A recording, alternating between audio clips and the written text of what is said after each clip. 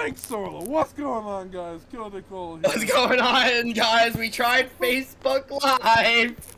Okay, so first we went live on Twitch, and then we went, and then I realized, like, how long? I guess a little longer than 1 minute. And then I'm like, why isn't my stream key working? Oh wait, that's because I chose the Facebook Live option. Well, that'll do it. Big ol' biddies. Yeah. That's funny. So, here we are now. We are going to be watching the finale of Season 1. Yeah, because I have forgotten... Just to catch up a little bit. A lot of things, so yeah, just to catch up. Not mustard. Anyways. Sure everything's good this time around. Probably check this while we're at it. Say something. Ah. So, here we are now. We are going to be watching the... Cool. Alright. Sick. And let's try this again! And betraying someone close to you will be easy because the mission is the only thing that matters. I know who I am, and I know where my loyalties lie. I will always be in. Tabby, you have to come check this place out. It's insane. Look, I'm just gonna say it. After looking around for a few seconds, I don't think we need to leave. You can stay here all you want. I'd rather leave by myself anyways. Okay, well, now that you put it that way, I will leave. But I have made up my mind. I am buying a PvP mansion here first. And you won't be able to convince me not to invest in prime real estate. I made my way over to the next room where I found the PvP marketplace at the diamond sword level. Above the armor stands, there were giant statues that showed all 5 swords, along with a statue of a 6th one. I wasn't sure what that meant, but I couldn't help but be reminded about the statue at the iron sword level, the one that talked about the unbreakable sword. I'm sure that will be cleared up eventually, but for now, I just need to find this. The last house I need to buy to be able to own a house at every single level of PvP civilization. Golden sword level aside, of course. I'm still a little upset there's nothing to buy there. Care to put a little more time into making this decision? We still have no idea if we can trust the diamond swords, which means wasting 200 attacks on a house could be a mistake. Okay, you're right, fair point, but we can't make a decision until we know exactly how many attacks we have left. I swung at the armor stand with my diamond sword for the first time, and I couldn't believe my eyes when I saw how long my life was. With 1,500 attacks, I could buy this mansion and it would change nothing. Okay, so after doing a financial analysis, I'm buying the house. I wonder if any of the other diamond swords have mansions of their own. I kind of feel like I'm the only one in PvP civilization who even bothers to upgrade their house. Like, sure, it's taking weeks off my lifespan, but why not live a little, right? Parrot would understand. He's a fellow mansion owner like me. I put the PvP mansion key in my offhand, and the door to my brand new house opened. This was now the biggest purchase of my life, and something that important means it needs to be recorded, which means it's time to go back to my roots and open the video journal again. Let's go. There was no doubt in my mind this place would come with a video journal machine. Wait, no way. Indoor waterfalls that lead to an elevated double bed? Oh man, leaving PvP civilization is gonna be harder than I thought, if there's a way out, of course. But what if I go outside and there's no mansions out there? Then I'd kinda wanna come back in here, but what if I can't come back in here? Bro, this situation is so complicated. Okay, enough stalling. I need to go journal. It's been so long since I've made a video journal update. I feel like I've lost a part of myself. I opened up my video journal machine to make my first update at the diamond sword level, but that's when I noticed something. I got a message. Okay, I've never gotten a message before. This is new. Look, I let you get your mansion, but now it's time to get serious. Let's find a way out of here while we still have the chance. Okay, fine. Wait, but I got a message. Please, you gotta let me read the message first. It could be super important. You know what it's gonna say? It's gonna say stop making journal updates and go outside more. Now come on. Okay, it's not gonna... Wait, do you actually think it's gonna say that? Tabby and I walked over to the second room that we found at the diamond sword level. Up ahead, there was a giant structure, and it was nothing like I've ever seen before. You go check it out. Fiddles are actually quite hard to play. I would say it's more like the enough by now to survive a few minutes on your own. No way, that was the first somewhat encouraging thing she's ever said to me. Okay, well, if the diamond swords are not on our side and that guy Foray shows up again, I think the fight will be over in under 30 seconds. But Tabby's not completely wrong. I've gotten better, and I actually feel confident enough to hold my own in a fight. After all, I'm a diamond sword of PvP civilization. It's time to start acting like it. Evbo, I know you'll see this eventually, and when you do, I don't expect you to trust me ever again. But you need to hear this. I'm not who I say I am. No one here is really. I just want to tell you my story. I'm not a natural-born sword. I was born with a... The what? I walked up to the top of the We'll never structure to fucking see know. 4 identical armor stands no, in don't each corner. fall for Well, that. if I know one thing about armor stands, it's that they always give something in return. And since I have 1,300 swings left of my sword, I'm willing to spend a few to find out what this is. I know you like hitting every armor stand you see, but don't bother with these ones. They won't do anything. For right now, at least. Unless 3 more diamond swords show up. I thought it was like a universal law that all armor stands do something. Just let me explain. We called this the battle simulator. It's how Foray, Julie, Minitek, and I fought you at the gold sword level. While you were up there, we were down here. You guys were down here the whole time? Okay, so you guys are real people. That's reassuring to know. So you're saying if I hit one of these armor stands, I can fight people at the golden sword level but still be down here? That's one of your responsibilities as a new diamond sword, to test and train new players that are trying to rank up. Wembu said once 4 diamond swords join the battle simulator, the doors at the golden sword level are sealed shut until each diamond sword decides a player can go on through. A diamond sword can only enter the battle simulator once, so the doors won't be closed until 4 new diamond swords fill the spots. Once those spots are filled, we're supposed to go out into the world. So you guys can't leave until 4 new diamond swords take your places. Okay, well, you have Tabby and I. We just need 2 more and then you guys can leave, right? Well, the situation is complicated, is all I can say. But follow me, I want to show you something. I followed Wembu into the next room of the diamond sword level, and I saw something that looked like the red gate, except this time it was on the outside wall. Wembu was waiting for me, standing in front of 4 armor stands on the ground. Look, Wembu, you've shown me 8 armor stands now, and my urge to buy something is at an all-time high. But I'll be disciplined and ask, what are these for? This right here is the way out of the sword civilization. Little did I know I was standing in front of the one place I've been trying to get to for my entire life, the outside. And it was here, right behind this red wall. Wembu said the cost for opening the door is 100 swings on each of the armor stands. If I wanted to, I could open this door by myself and leave right now. Okay, I think I can piece it together. So you guys could leave, but you won't because you need 4 more diamond swords to take your places. Yes, along with the fact that our world isn't one we exactly want to go out into. What does that mean? Well, I'll go into detail later. I need to talk to Julie real quick. I'll be back. Okay.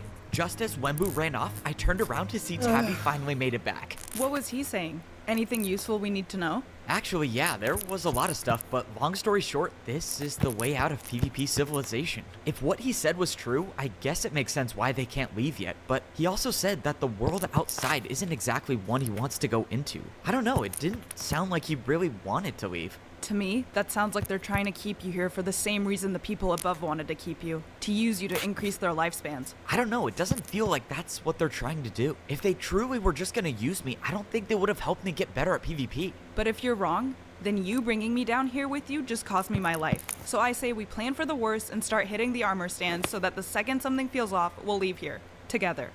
You're right. I guess having a backup plan isn't a bad idea. Alright, I'm down. Tabby paid almost every PvP attack needed to open the door. So, if the unfortunate situation comes about where the diamond swords turn on us, we only need to hit the last armor stand a few times to make our escape. Tabby and I walked over to the next room of the diamond sword level, and on the ground there was what looked like to be a giant map. You have any idea what this is supposed to mean? No clue. It could just be like an abstract art piece. After all, PvP civilization does thrive off of its interior design choices. You too. Wait, no way, it's Julie! Come with me. I want to show you something. You think she's gonna tell us about the origin of our universe? Why would you assume she would start with that? I don't know, it's been weighing on me. I want to tell you about the origin of our universe. I told you. You wanna be a wooden sword again? Sorry. Okay, Julie, just hear me out. I have a video journal documentary kind of going on right now, and that story you just told me is literally blowing my mind, and I need to update it right now. Wait, you should join me. You could be the first diamond sword I've had featured on my video journal. You coming with? Trust me, I've had to suffer through many of those already. I'll just wait here. Fair enough. I think I can spare one journal update.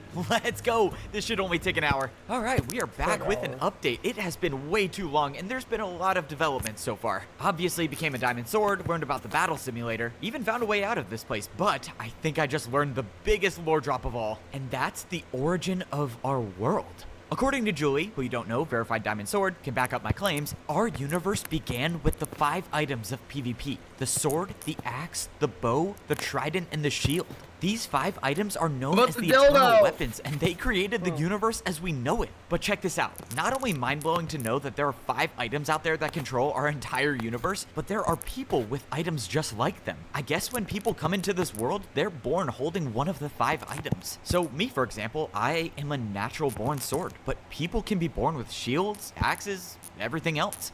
I don't mean to interrupt, but how long is this gonna go on for? Let's see, I haven't even gotten to the emotional reflection part yet, so I would say 30 more minutes. Why is Then it that is glitching my for me? sign to leave. Also, Minute launch to talk to you in the Video Journal headquarters. Wait, I just remembered something. Hmm. Spoiler alert. Later in the thing, in this video, they say the Unbreakables, the girl that turns out to be evil, Tabby. Tabby, ends up taking a sword. And it looks an awful like the Unbreakable sword, even though it's in half. So I'm starting to wonder about that. Can't remember if they explained that or not. But did you just say Video Journal Maybe it's just headquarters? PvP, Okay, on I second mean, thought, not my PvP, emotional reflection Parkour can wait. Civilization I hope you all Falls. can understand this Maybe. decision, but if there's a Video Journal HQ, that requires my immediate attention. Signing off. Why is it I glitching for totally me? What the forgot about the fuck? message I got earlier. I got. oh no, it was deleted. I wonder who that could have been. Who could have done that? What? I said the message was deleted. I wonder who could have ever done that. It was me, guys. Oh, could you? Guess I can spare a few minutes. Could you? Is that good? I'll complain about it if Wait, it's a problem message again. deleted. I didn't delete this. Where'd it go? Okay, that's weird. Maybe my Video Journal machine's broken. If Sorlo that's the makes a case, cameo, they totally. must have tech support at Video Journal HQ, right? I don't have an answer as to how my message got deleted, just like I don't have an answer to what the black Okay, Sword I don't know statue what's is in going the on, but PvP it's glitching marketplace. really bad But for just me. 5 minutes ago. I don't know how to fix it. I'm gonna try leaving and rejoining. Okay.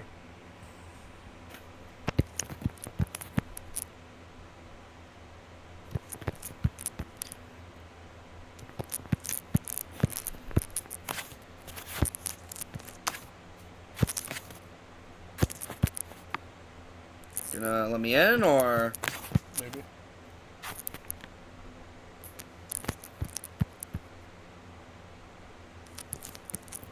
I learned the origins of our.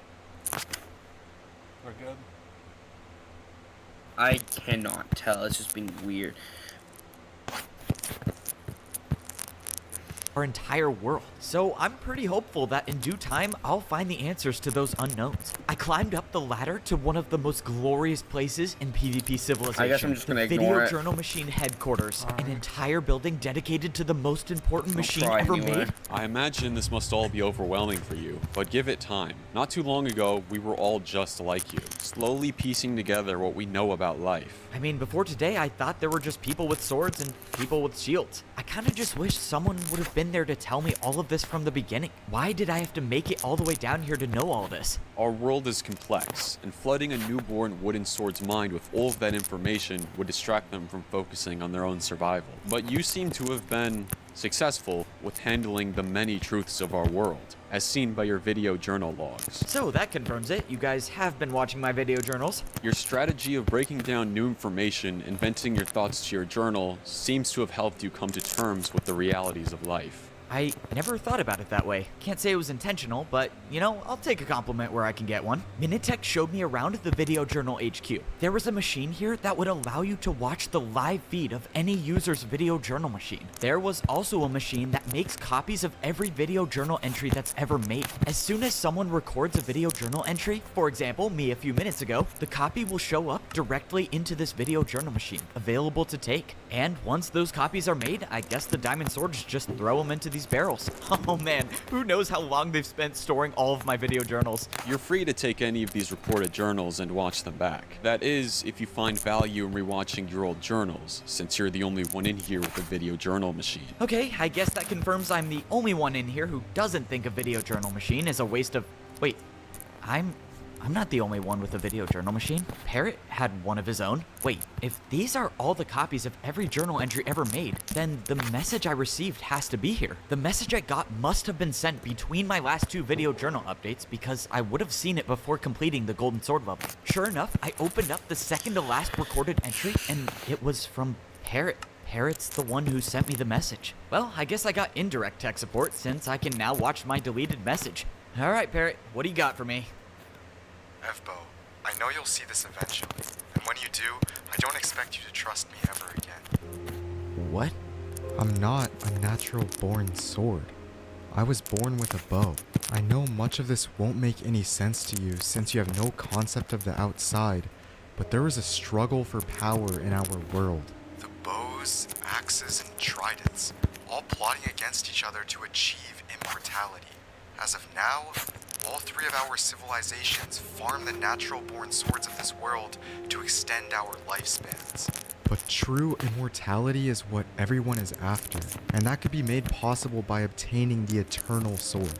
The Eternal Sword is everyone's mission, along with wiping out the rest of the Diamond Swords. The last 4 living Diamond Swords have been hiding at the bottom, protecting the Eternal Sword. Before today, no one from the outside has found a way down to the Diamond Sword level. You know, I just realized something. So the only way to be immortal is to have a diamond, or is to have the unbreakable sword thing. But like, why is there no unbreakable, aka immortal items for the others? Good question. I don't know. That was until you showed Tabby the way. I don't know what she is, but I do know what she's not. And that's your friend. You can choose not to believe anything I just said, but believe me when I say Tabby will be ready when she makes it down there.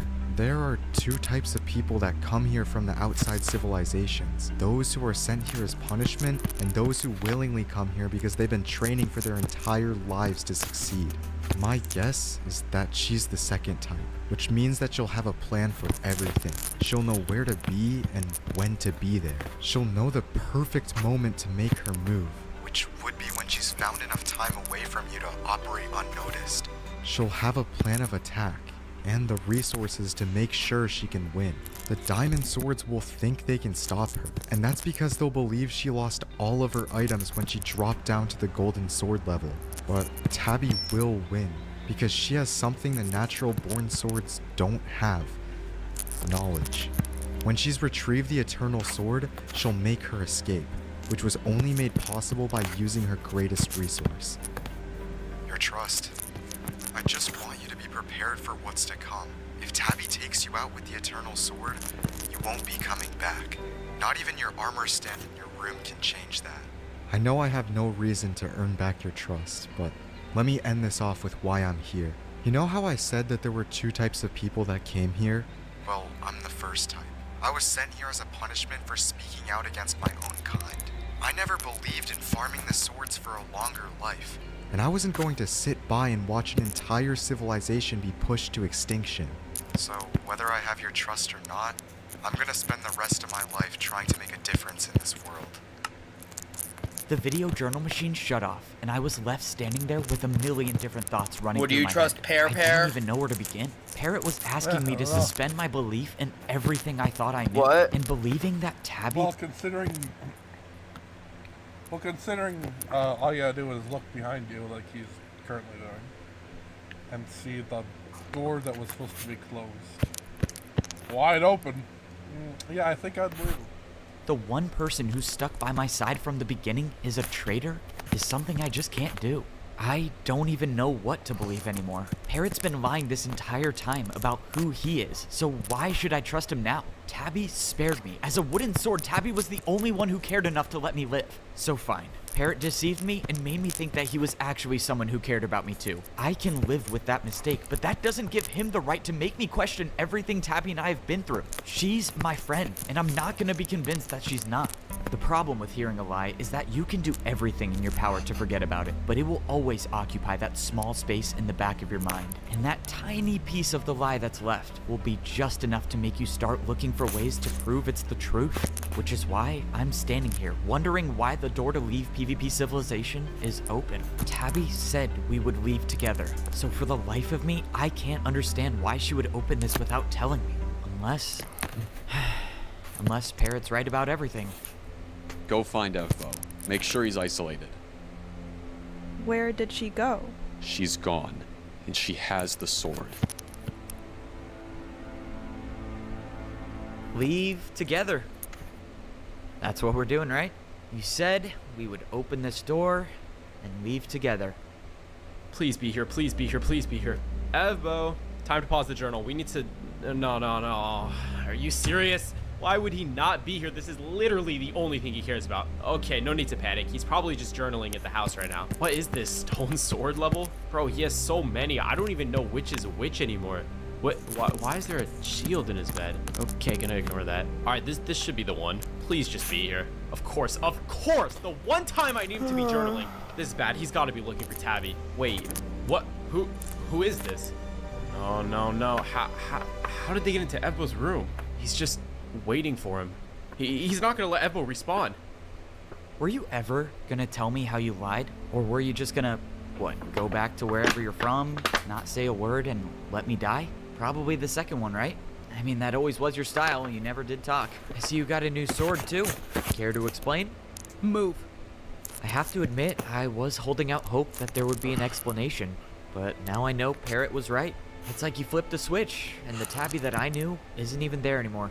It must be nice not having to feel any regret at all from turning on the people that actually care about you. I mean, this is easy for you. Tell me how you do it. It's easy, because what I'm doing is for the greater good. What I'm doing will save lives. For the greater good. As in, what, wiping out all of the natural-born swords? Or farming us for infinite durability? I'm giving you one more chance to move.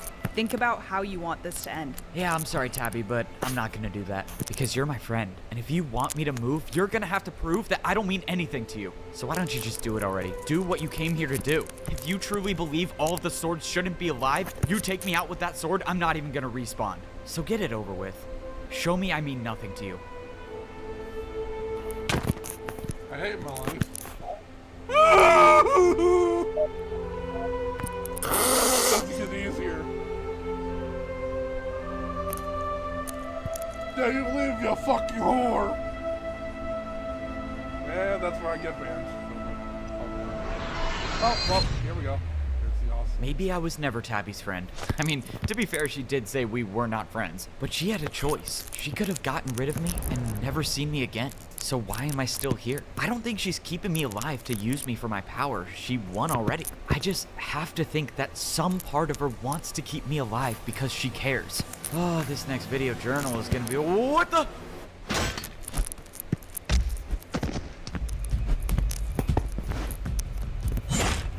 This is bad. I need the armor stand.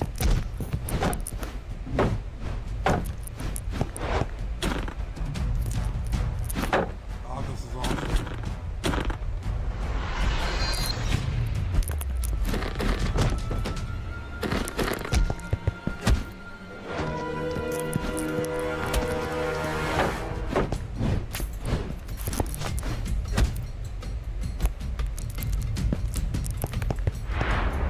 Oh, fuck yeah.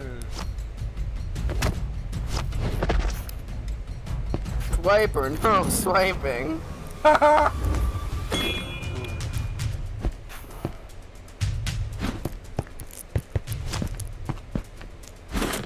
I'm not dying like this.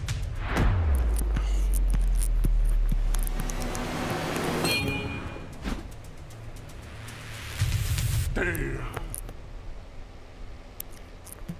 Let's start this whole thing over. Maybe I'll call this, I don't know, the beginning of the PvP Journal Chapter 2. When I first started this journal, I didn't even know who I was. I didn't know what I was. But now I know who I am and why I'm here. I'm here because I was born as a sword in PvP Civilization. And in order for me to go out into the world, I had to prove I was strong enough to survive by becoming a diamond sword. That's what this whole place is for, to give wooden swords a chance to become stronger so they could endure the battles with the other civilizations. Seems simple enough to understand, but the problem is that almost everyone in here wasn't or isn't even a sword at all. Wooden swords that spawn into this world aren't making it to this place. And that's something I'll explain in a few minutes. But let's talk about what happened after I almost died for real. Prince Zam apparently wasn't afraid to hide the fact that he was a trident. If he is still alive, I'm not sure how, since the trident he threw is still stuck in my wall. But I don't know, maybe there's still more I need to know about our PvP universe. But after Prince Zam revealed his identity, more people started to follow suit. The guy who spoke the PvP language was apparently an axe. Who knew? Once again, I'm still not familiar with the universal laws of PvP. I thought I would be able to use the axe myself after winning the fight, but all it did was just add durability to my sword. It took a couple times of dying and coming back to defeat all of the people who were against me at the Iron Sword level, but I can't say I didn't have some outside help. The last thing I heard from Parrot was that he would try his best to make a difference in this world, and from what I can tell, he was doing just that. But I wasn't ready to talk to him just yet. I still needed to piece together my feelings towards him. I did go talk to my guard friend, however, who, not surprisingly, was found in my pool, but talking with him made me realize I never questioned where the shield came from. To my surprise, my friend didn't even know himself. To him, his life started in this place. Watch his name actually be guard. Just like mine did, which means he's only just at the beginning of his self-discovery journey. Speaking of self-discovery, remember when I said I knew who I was? Well, there was a point in time when I thought I was the chosen one, but I've come to realize I was always just a guy in the right place at the right time. Apparently, there was another chosen one, and it was Foray. For reasons I won't understand, he supposedly gave up the power that I have, and I only have the room with the armor stand because of that decision. Don't worry, I don't plan on giving up this power anytime soon. I still am very unconfident with my ability to survive. It up right now. But anyways, now that I'm a diamond sword, let's talk about where we go from here. Starting with my mistakes, did I know that the diamond swords were protecting one of the 5 eternal items? No, and none of them blame me for helping Tabby escape with it, as far as I'm concerned. But the fact remains that Tabby has it, with the intentions of trying to create immortality for herself, for her civilization. I don't really know. Point is, it's probably not good, considering all outside civilizations seem to be against the swords. Which brings me back to the point I made about wooden swords not making it here. Apparently, every new player spawns at the center of our world, and somehow makes their way to their own civilization depending on what their weapon is. Which means, somewhere along that journey, the natural-born swords are, well, if Parrot was right, they're being farmed for their durability. Just like I was in here. How I made it here, I don't know. I don't know if I'll ever know. But the bigger question is why?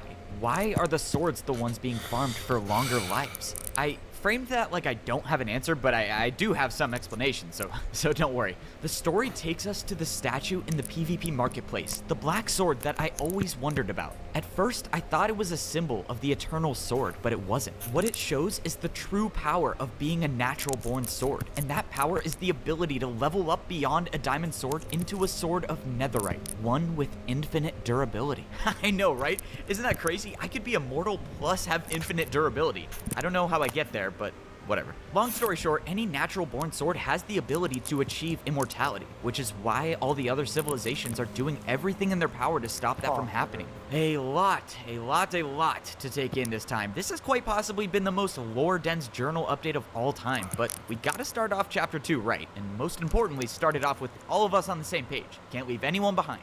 I don't know what life is like outside of these walls. Parrot once said life in here could be a gift, and given the fact that he's from the outside, I'm gonna assume the worst. But we can't stay in here anymore, not while Tabby is out there with one of the most powerful items in the universe. She knows I'm alive, and I'll bet she knows I'm gonna come looking for her. What am I gonna do when I see her? I have no clue. Guess I'll figure it out when I get there. But until then, I'm gonna be the guy with the shopping addiction, the guy that talks too much, the guy who trusts people too much, the guy that isn't half bad at PvP, and the guy that believes there's more to this world than fighting to live longer. Ooh, that sounded pretty cool. Alright, good way to end it. Signing off. Open up. But it doesn't explain why he's a bow now. Maybe he just felt like it. And just, this is just, it looks like he's back on level 1, so. Alright, here we go, boys. It's time to shoot your bow. Great. Just when I thought the mandatory PvP checks were over. Alright, let's get this over with. Depending on how this goes, this might be my last day alive in PvP civilization. You owe me 1 PvP attack. That is, if you want to survive another day.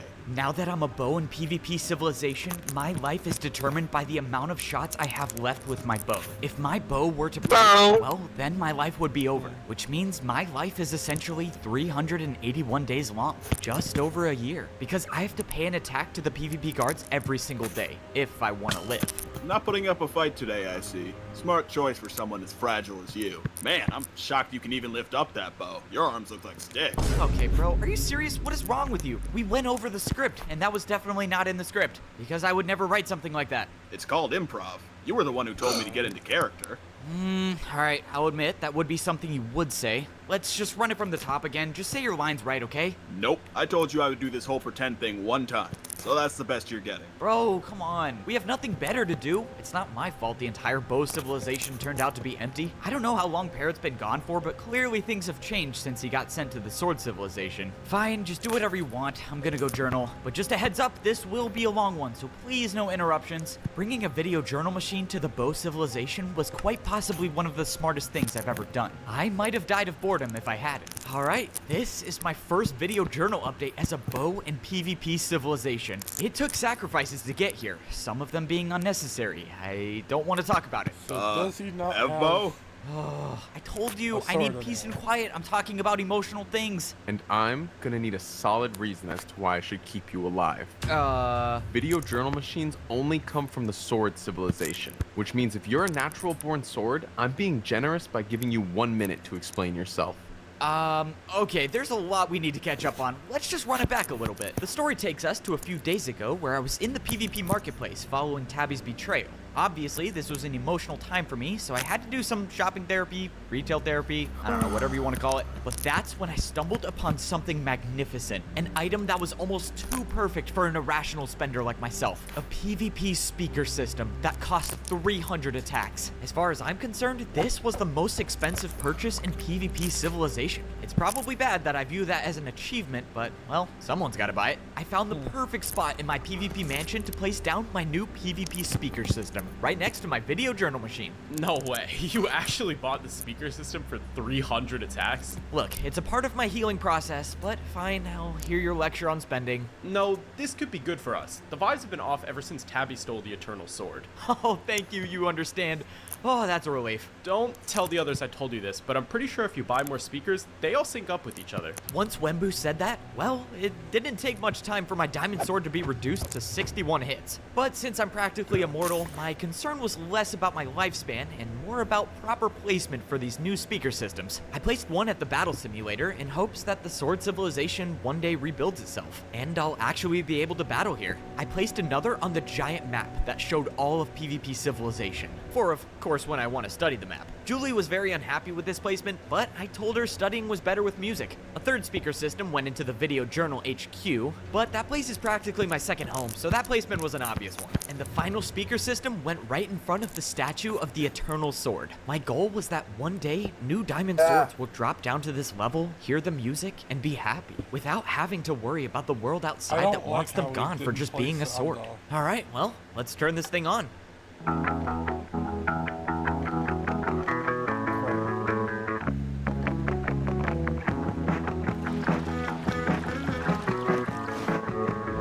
But I remind you, this is episode 1.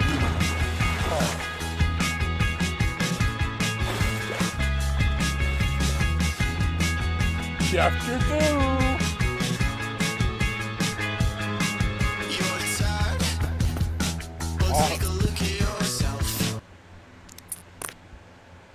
Pretty sure this music isn't copyrighted.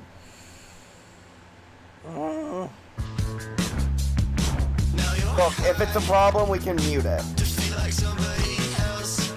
It's just pausing it. All right. Well, here's what I'm gonna do. I'm gonna mute the mic, but then they're not gonna be able to hear you. So just we gotta wait. You want to say? That means I can swear now. No. No.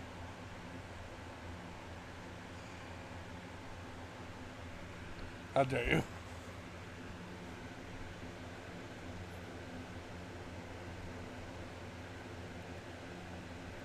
Hey, O'Brien?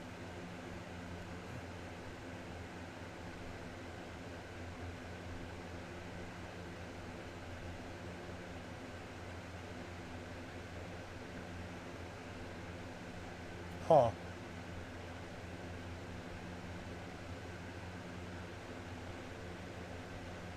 Oh, I thought it was about to fall down.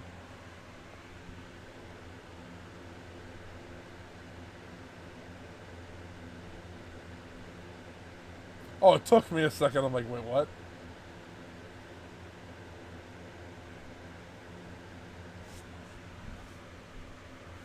Come on. There we go. Love to be exploring the outside for the first time with my best friend, but now I have to go and try to stop her. And I have to go alone, because apparently the other Diamond Swords don't want to risk their lives. We've already gone over this. It would be strategically unwise for us to explore the outside given that we have one life. I know, it was a joke that apparently didn't land. Minutech and I realized that if I were to leave and try to come back, I wouldn't be able to climb back up since the waterfall stopped 1 block short of the ledge. Fortunately, buying a water bucket should solve this issue. Unfortunately, I don't exactly have the funds to buy one. Look, I'm a little low on PvP attacks right now. You think you can spot me? This will cost me precisely 3.2% of my lifespan. Sorry, even though some of the other Diamond Swords disapprove of my spending habits, we're practically family now, and that means they've got my back. So that means I gotta have theirs by going out into the world and figuring out why everyone wants the sword people gone. If I can understand that, then I have a chance to save my friends, and maybe change Tabby's mind in the process. But in the meantime, I have to figure out how to survive in the outside world first. So let's try to do that. My feet touched the ground, and I stared out to an endless desert with nothing in sight. Looking back, I realized that this is, as far as I know, the first time in my life that I've been outside of a structure. Seeing how unfathomably large the sword civilization was made me proud at how far I've come. I started venturing out and soon saw giant mountains form in the distance. Alright, so thumbnail report, I'm done drawing Evbo. Oh, okay. It's outline. Yeah. Wait, I'm confused. He can respawn. So why does he need a water bucket? If he's just gonna respawn Figure it out. in his bed. The mountains seemed to give way to a giant valley, almost as if the landscape was forming a path for me to follow. As I journeyed ahead, I thought back to the map of PvP civilization. If I was right in assuming that I was in the sandstone part of the map, then that means each civilization has a valley that leads to the center point of this world. After a short while, I soon realized that I was probably correct. The valley opened up, and in the center was a giant pyramid-like structure with waterfalls flowing all the way from the top. If I had to guess, this was in fact the center of our world, which means this structure is the origin for every single player in PvP civilization. I could tell that there were statues up at the very top, but I could barely make out what they were. Oh, alright, guess I'm going up the waterfall. On the ground in front of the waterfall, there was a small platform that had the same red coloring as the walls of the sword civilization. Looking back, I probably should have paid more attention to my surroundings instead of the architecture of this place, because when I looked up at the waterfall, there was a player dropping down right in front of me. I couldn't tell what weapon this player was holding, but whatever civilization they were a part of, they will definitely try fighting me the second they see my diamond sword. Okay, looks like we're fighting. Let's just hope the 61 PvP attacks I have left are enough to get the job done. From around the corner, I watched as the player reached the bottom of the waterfall. They started walking towards the platform, and I could see the weapon they were holding, and it was a wooden sword. They walked straight up to the red platform and then just disappeared. Look, I know how this sounds, and I also know my credibility is a little bit low, given that I've been caught talking to myself a few times. But I can promise you I saw this right. The player just disappeared. So I decided to walk up onto the platform myself. All of a sudden, my surroundings changed, and I was in my room at the wooden sword level, the same room I wake up in every time I die and respawn. What's strange is that this time I didn't die though, and I still have my diamond sword. My best guess at this point is that platform sends you to the beginning of the sword civilization. I was about to go leave and find that wooden sword that just teleported here, but that's when I realized something. The last time I was in this room, Prince Zam threw a trident at my head, fortunately missed, skill issue, and it was stuck in this wall.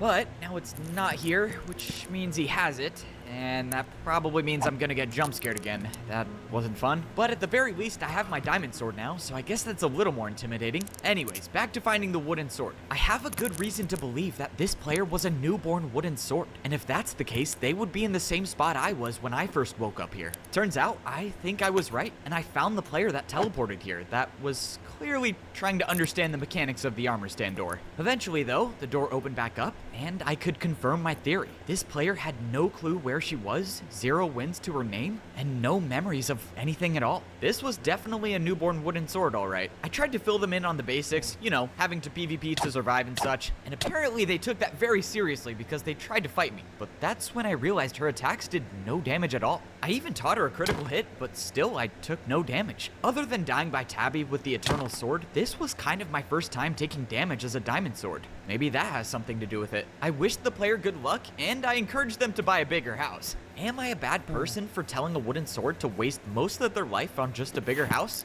Maybe, but come on, what's the point in living longer if you're not gonna have fun in life? So by that logic, I might be a good person. Anyways, I took a little detour at the Iron Sword level to check out my friend. The last time we spoke, my guard friend was on a journey of self-discovery to figure out what being a shield in PvP civilization means. So last time we spoke, you said there's a door down there that might lead to other civilizations. How's that looking? No progress Gonna yet. live I still can't get the door open. themselves. I'm starting to think that maybe being a gold level guard might let me open it, but that's my only guess. Okay, well, if you need to be a gold level guard, then let's just work on ranking you up. Okay, I'm not sure how many more hits it's gonna take for your helmet to break, but I'm running quite a bit low on PvP attacks myself. How is that even remotely possible? I thought diamond swords have enough durability to last a lifetime. You know, you would think. Apparently they don't hold up so well when buying speaker systems, but don't worry about it. I think I have a solution. If I could, I would just die, respawn, and get a new diamond sword. But with Prince Zam out there threatening my chances to respawn, that doesn't seem like a great option. So instead,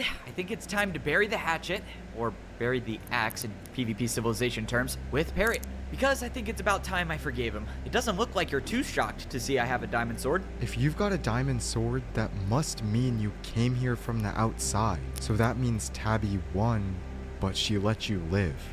You are right about that. She did win, just like you predicted in your message. I just wish I could have realized what was happening sooner. If I did, then maybe the Eternal Sword would still be here and we wouldn't all be in danger. You're not the one to blame. No one in your position would have expected you to stop Tabby. Honestly, it's a miracle you're still alive.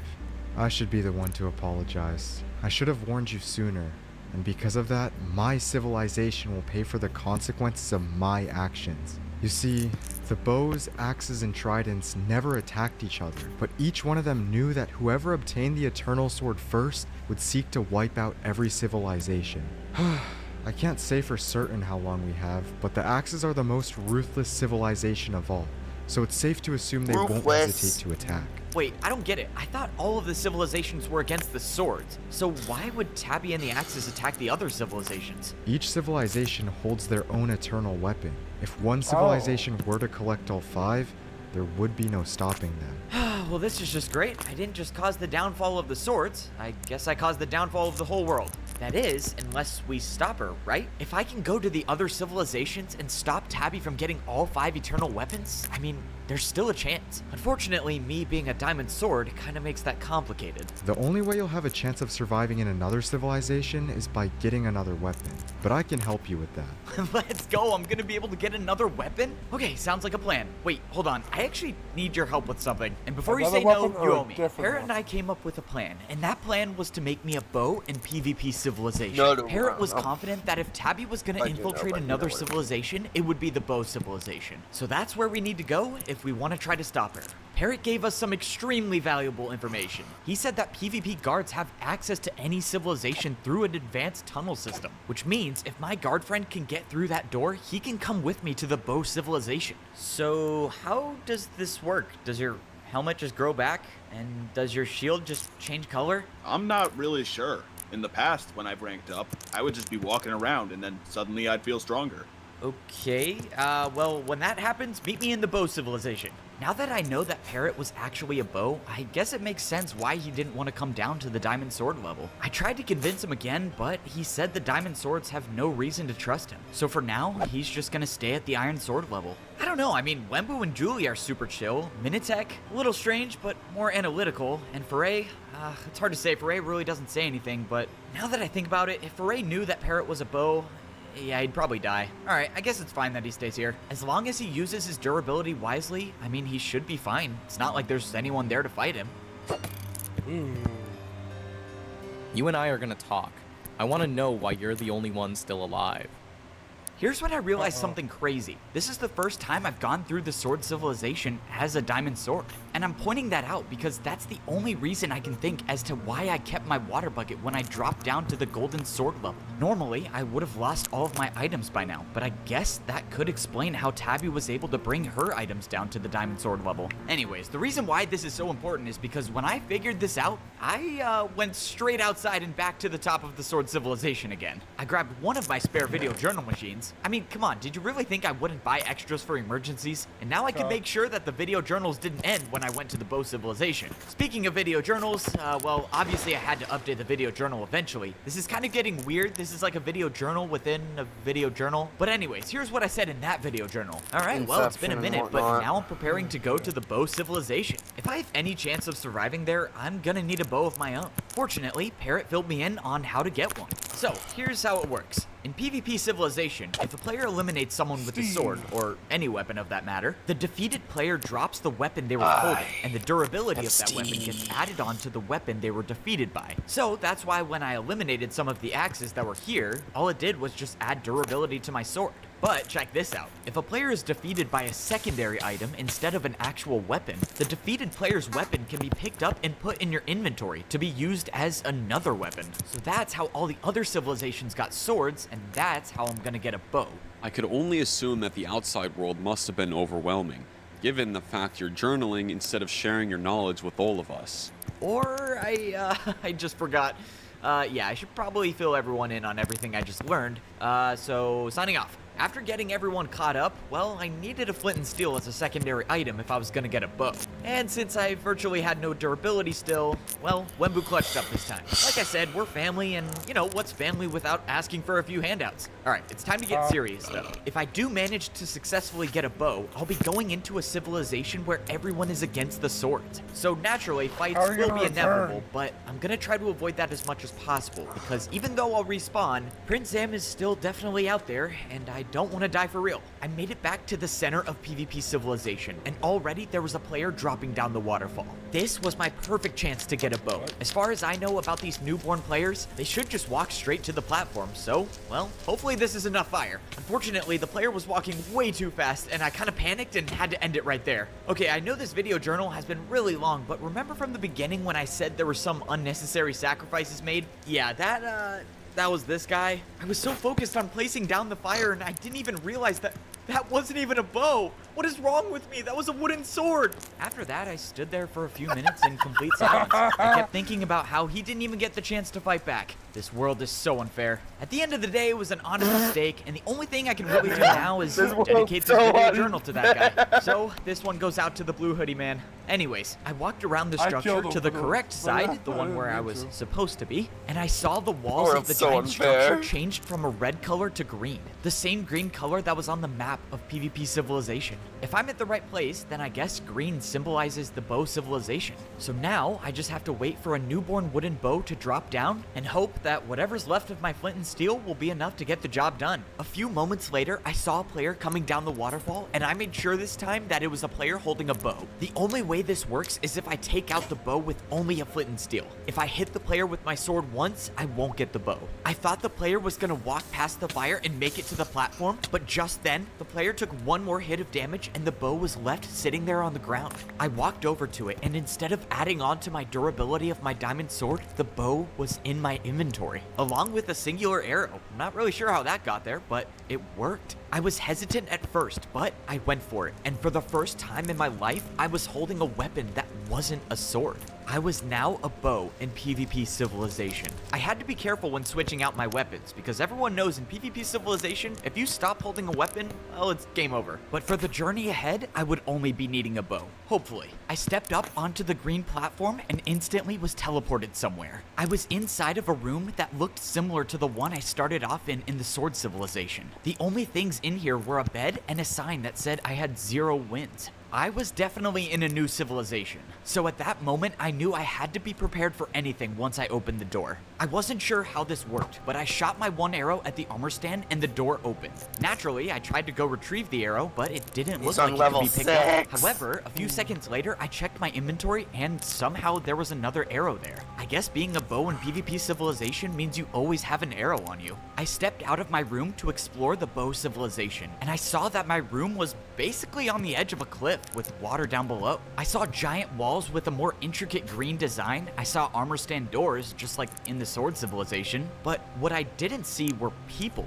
Now, I know this is PvP Civilization, and people don't come out too often because they don't want to risk their lives unless they absolutely have to, but this civilization was definitely different. There was not even a single guard in sight. It was completely empty. That was until I saw the miraculous sight of a PvP guard holding a golden shield. It looked like my plan worked, and my guard friend made it to the bow civilization with me. Then I set up my video journal, did the whole skit thing with the PvP guard, was kind of unsuccessful, and now we're here. I should probably get off though, because there's a bow standing right here. So on that note, signing off. While it's hard to make sense of any of that, I can't imagine the other Diamond Swords would have wanted that story told here. I'll admit I probably shouldn't have said any of that in front of you, but I'm committed to the journal. To be quite honest, no explanation was going to help you survive. I just wanted to see what I could learn. Now I'll do my part in making sure the swords never destroy this world again. Look, you don't understand. I came here trying to save your civilization. Someone has the Eternal Sword and they're coming for the Eternal Bow next. I just want to help. Take a look around you. What do you think happened here? They stole the bow and wiped most of us out. And as far as I'm concerned, you led them here. The Eternal Bow is already gone? Wait, what do you mean by they? How many were there? 2 diamond axes. That's all it took to wipe our civilization off the map. In all my time alive, I've never seen players like them. The speed, the strength, the intelligence they had.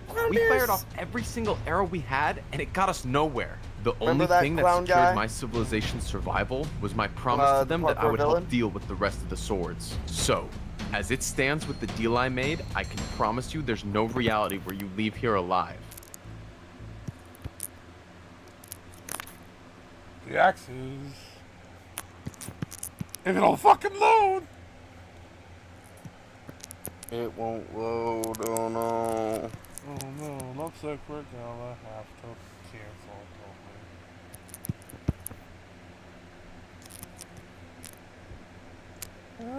In PvP Civilization, players spawn into this world holding one of 5 items. The first are the swords, next are the axes, there are the tridents, there are players that are born with shields, and lastly, there are players that are born with bows. I know that's not exactly new information, but just let me explain, I'm getting there. Point is, each of the 5 items have their own advantages and disadvantages when it comes to PvP. To start, there are the swords, which is the item I was born with. Being the standard weapon in close range combat, natural born— I'm guessing Evbo died.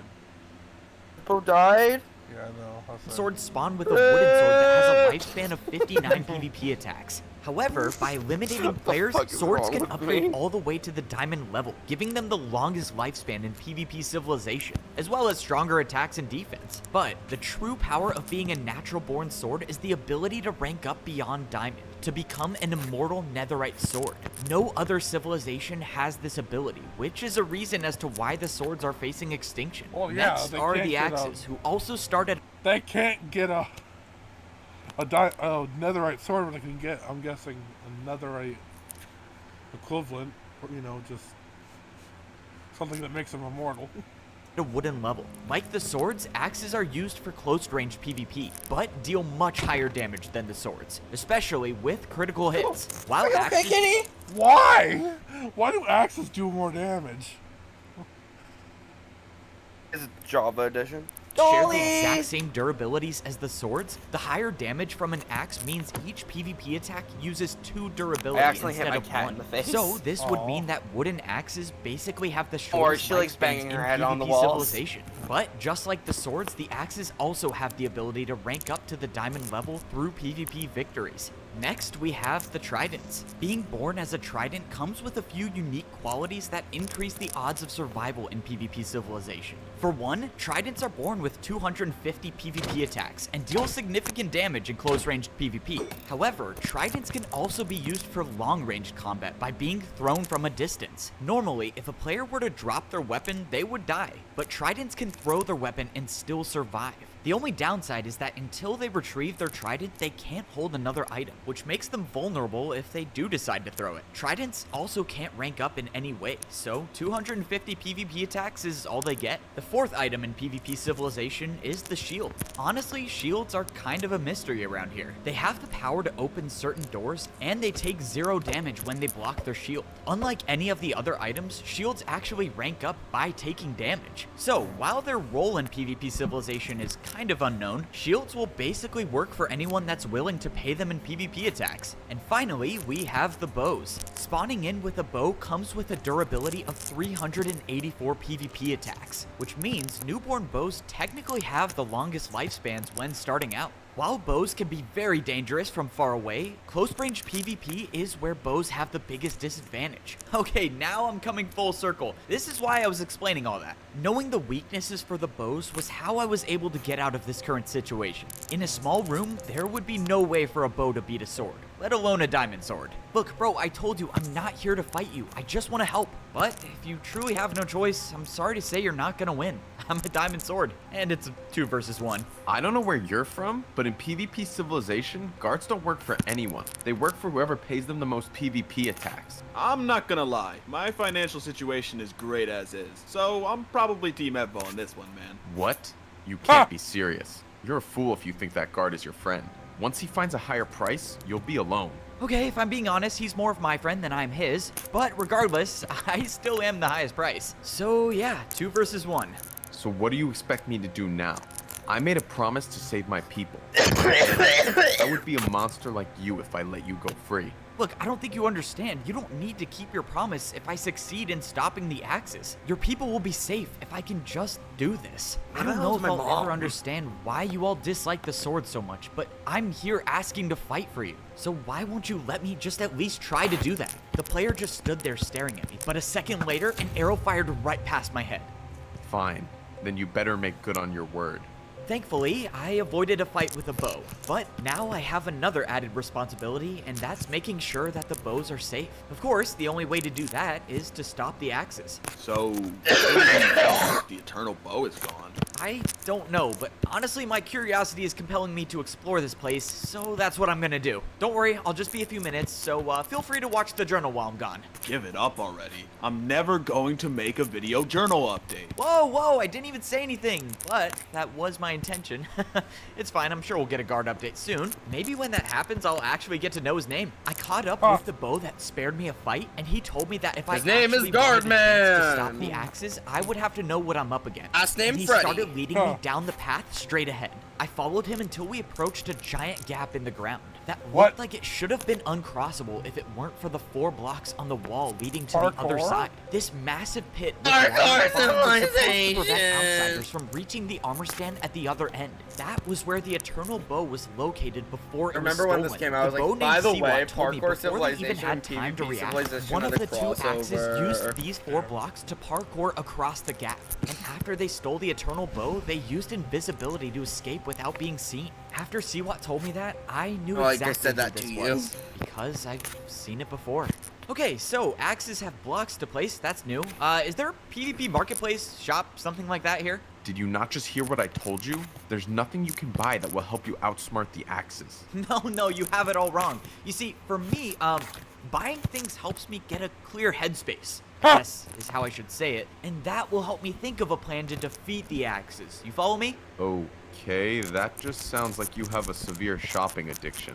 Yeah, whatever. It's time for a new PvP marketplace. Let's go. Siwat led me to one of the armor stand doors and told me behind this wall was the PvP marketplace for the Bow Civilization. He said that a key item needed to shop in the PvP marketplace was a spyglass. I wasn't really sure why though. And then I'm pretty sure he said something under his breath like he hoped my bow would break and I'd die. I don't know. I kind of chose to block it out, but whatever. It seems like the other civilizations not liking the swords has kind of been a long-standing issue, so I guess at the end of the day, Siwat letting me live and go on a shopping spree is kind of a step in the right direction. The Bow Civilization's PvP marketplace looked wildly different than the one I was used to. For starters, the armor stands were very far away, and I couldn't even read what I was buying. The armor stands were only able to be hit by using a bow, which was a problem for me because I soon realized I wasn't good with a bow and arrow. If I was actually someone who was born as a bow, well, judging by this performance, I probably wouldn't have survived. last for very long. Eventually, though, I got the hang of it, and my arrows started to actually hit the armor stand. After landing 5 successful PvP attacks, an item popped out of the dispenser. This was the item CWAT told me would be necessary for shopping in the PvP marketplace, a spyglass.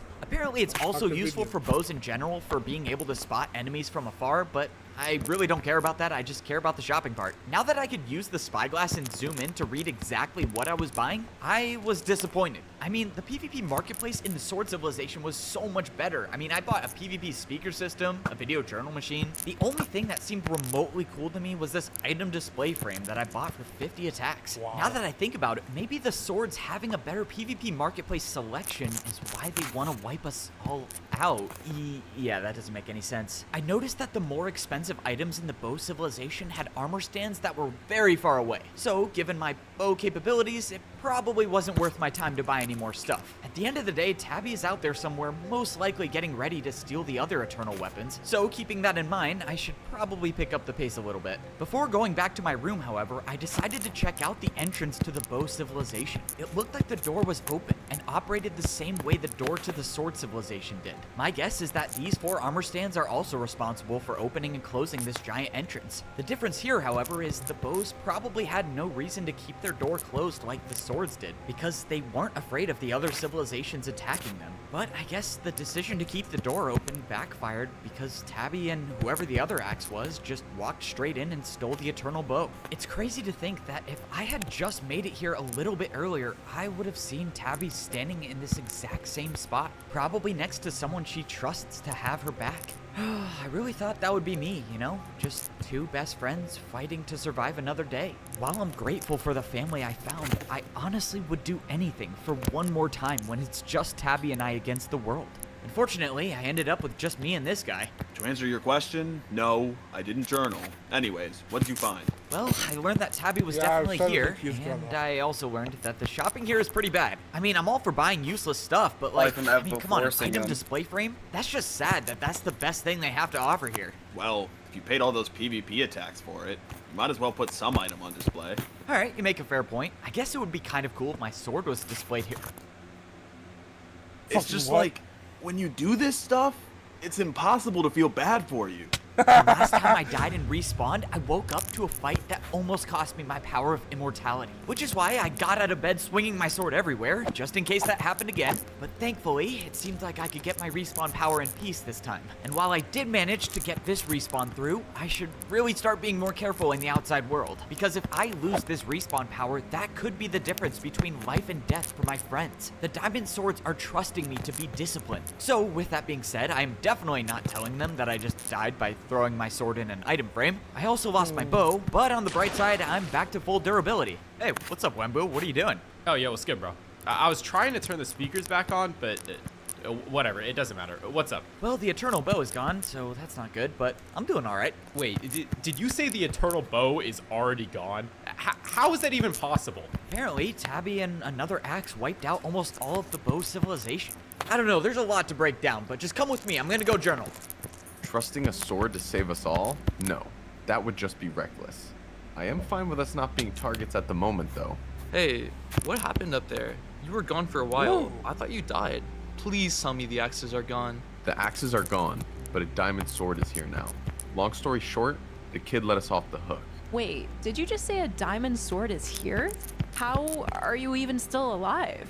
I'm alive because he didn't want to fight me. I have no clue what the deal is with this kid. I mean, he practically vented his whole life story in front of me. I wasn't really understanding any of it, but I think I came to the conclusion that this kid Evbo has the power to respawn. Trust me, I can tell by the look in his eyes he wasn't exactly afraid to die. That can't be possible. Remember that guard we paid? He told us the diamond sword named Foray had the respawn power. Right. So either that guard was lying, which I doubt, or there's something else going on here. Do you think it's possible that this Foray guy gave the power to Evbo? I doubt it. Why would anyone give up the power to live forever? Valid point, Why? which leads me to think maybe this power can be shared somehow. I think Because it's about immortality time we sucks! get a whole new perspective. I think maybe it's because you have to do something that will end your life, but to save others. The That's axes my are going to theory. get the That's eternal hypothesis. weapons. There's no doubt about that, and we're in no condition to stop them. So, For forgetting which I one say we Freya, shift he's our the guy with the attention to this golden mask. respawn power. If we find out how to obtain this power, we just might be able to come out of this on top. So, I feel like yeah, this that was pretty thumbnail's much gonna my be journey in the adorable. full civilization. Fortunately, Wembu and I are boys, so we're kind of keeping that whole Yeah, I'm just item working frame on death it while thing I between wanna us. watch But this. anyways, let's look at the bigger problem at hand. Tabby has the eternal sword, the eternal bow, and probably the eternal axe if I had to guess. So now all she needs is the trident and the shield. If we can't stop her before she gets those two, well, it's probably not going to look good for us. Hey, you think I can finish the video journal update? Are you kidding me? Of course you can. All right, so the situation is not great, but I believe that we can overcome this with Love. a Determination. positive Power friendship. mindset. What now? Oh, right. Okay, signing off. That was beautiful. I mean, that was seriously really good. Wait, check this out. I think we got a message. Looks like Parrot's got more to say, I guess. I'm not gonna lie, I probably haven't recovered from his last message, but oh well. I guess let's Oh give well. this a listen. Hello, Evbo. Oh, fuck. And the other diamond swords, I'd imagine. I have to Wait, admit, forgot? the outcome of our last fight Was unexpected, to say the Oh, yeah. least. Yeah, I might even accept the fact that you've become outright better than me at sword PvP. Be that as it may, I don't need to be better than you. You see, me being alive threatens your existence, your ability to respawn over and over again. Each time you die, you'll never know if I'll be there waiting to get rid of you for good. and that thought alone scares you enough to give me the advantage. Honestly, you should be thanking me for helping you not take life for granted. Hey, I don't know about you, but I'm thinking this is not very good. Bro, obviously this is not good. Parrot is literally nowhere in sight, and this is supposed to be from him. Okay, just making sure we're on the same page. Anyway, I need to make it out of the sword civilization alive, for reasons that don't concern any of you. The way I see it, if I drop down to your level, I'll die before I reach the exit. And if I try fighting, well, it doesn't take a genius to know how a 5 versus 1 will turn out. So, that is why I have leverage. Your friend Parrot should be enough to let me walk out of here unharmed. If you decide to take me out, then I come right back to this iron sword level and Parrot dies. Alternatively, you might come up with a plan to have Evbo die and wait for me to respawn. To prevent me from taking out Parrot, but choosing that route assumes Evbo can win a battle against a Trident, which he's never fought before. If he can't, he dies permanently, and Parrot suffers the same fate. Now that I've made this decision obvious for you all, I'll be down there shortly. I look forward to seeing what you choose to do. The video journal machine shut off, leaving Wembu and I speechless. But both of us were thinking the exact same thing, and that was that Prince Zam was gonna make it down here one way or another. If only I could have actually convinced Parrot to come down here, things would be different. But now, well, now he's basically just a free ticket out of here for Prince Zam. Wembu and I filled in Minute Tech, Julie, and Foray, and they all came to the same conclusion. So we decided that Prince Zam was coming down to the Diamond Sword level. His terms required that he would be able to leave here unharmed. So despite having the strength of 5 Diamond Swords, all we could do was sit back and watch as Prince Zam walked right through us without suffering a single PvP attack. As he was leaving, he stopped in front of me. Parrot told me your best friend Tabby betrayed you. I guess I'm doing you a favor by getting rid of her, since she's the one collecting the eternal weapons. Hey, we let you leave without a scratch, so the least you can tell us is what you want. As of now, there are 2 things that stand in my way. You and the eternal weapons.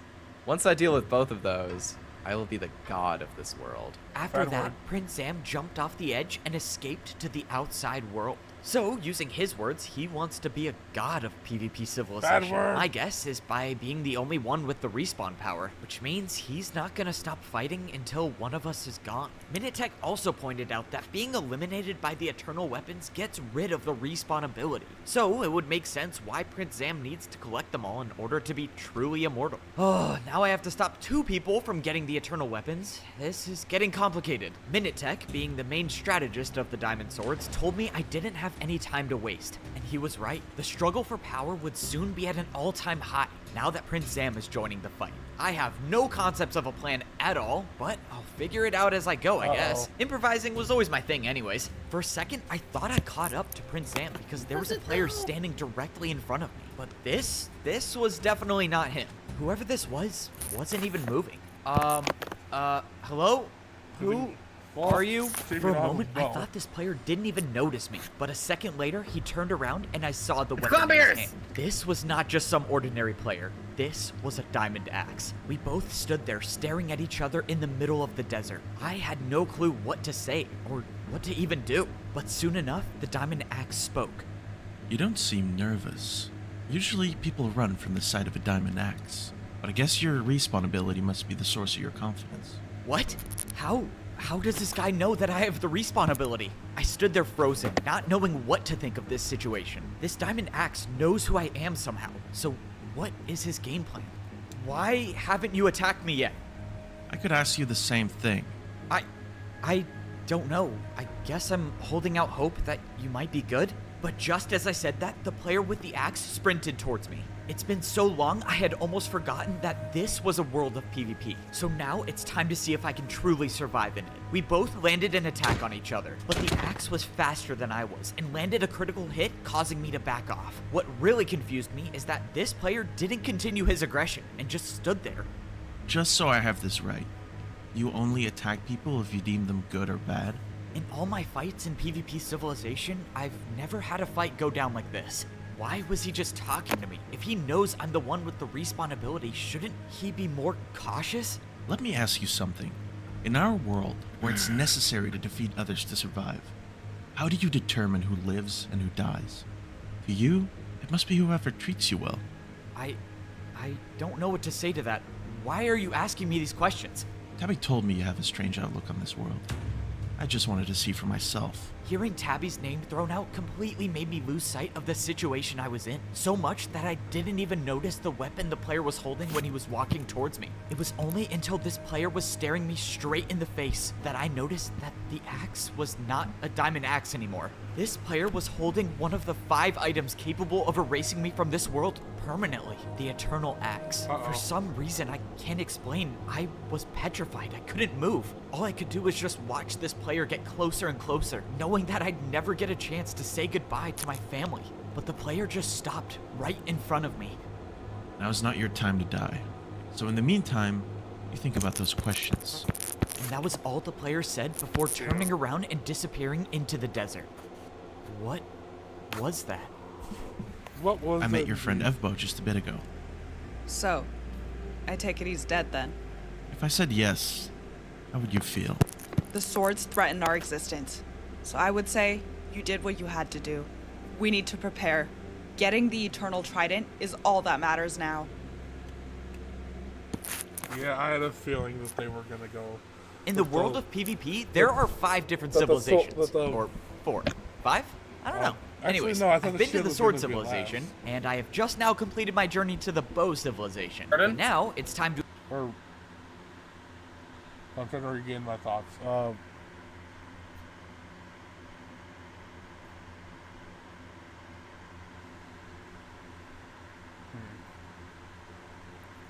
don't remember. Earlier, I thought there was gonna be the last.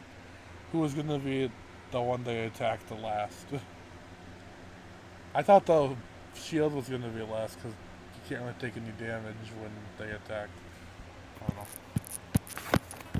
to embark on a journey to a new civilization, which will be the Tridents. Prince Zam is probably on his way to take hold of the Eternal Trident, and Tabby might already be there trying to steal it. Oh man, I don't even know what to think of this situation. I mean, if both of those are true, the Axes will be fighting the Tridents there, and if I show up, they'll also try fighting me. Okay, yeah, it's safe to say I have zero clue on how to handle this situation, but if we're being honest, when have I ever had a plan? Anyways, let's just jump right into this. Stepping on this platform will send me directly to the Trident civilization, where I'll be right in the in the middle of the action. Okay, is something wrong here? Why am I not teleporting? Is this one broken or something? How is that even possible? If this means I have to go through the main entrance and not get myself a room in the Trident civilization, I'm gonna be very upset. Don't tell me that's a diamond sword standing right there. It looks like he's all by himself. What do? We're supposed to be weakening the Tridents right now. We don't have time to fight this. You go on ahead. I'll deal with this kid. Just make it quick. I'll meet you at the Trident civilization. As I stood there on the platform, I heard the sound of footsteps rapidly approaching from behind me, and I could tell by the speed that this was someone eager to wipe me out, which means it was time to tap into all the movement training I completed at the Golden Sword level. Just as the player was right up on me, I quickly jumped to the side and dodged the swing of an axe. This is now the second run-in I've had with an axe in the outside world, and I could already tell that this one wasn't going to be like the last. This was not a player looking for a conversation. This was someone who wanted me dead. The axes are supposed to be the most ruthless civilization of all, and I could tell by the look in this guy's eyes that he wasn't all the way there. The player with the iron axe charged me, and I decided to keep up my strategy of dodging the attacks. This player was only trying to land critical hits, attempting to deal massive damage, but I wasn't letting that happen. As soon as I found an opening, I fought back with my sword. It's hard to tell if this player was blinded by rage or the orientation of his eyes, but either way, this player's strategy for the fight ended with his death, and with me not suffering a single PvP attack. I gained back some durability by grabbing the iron axe, and I decided that staying out here in the open was probably a bad idea.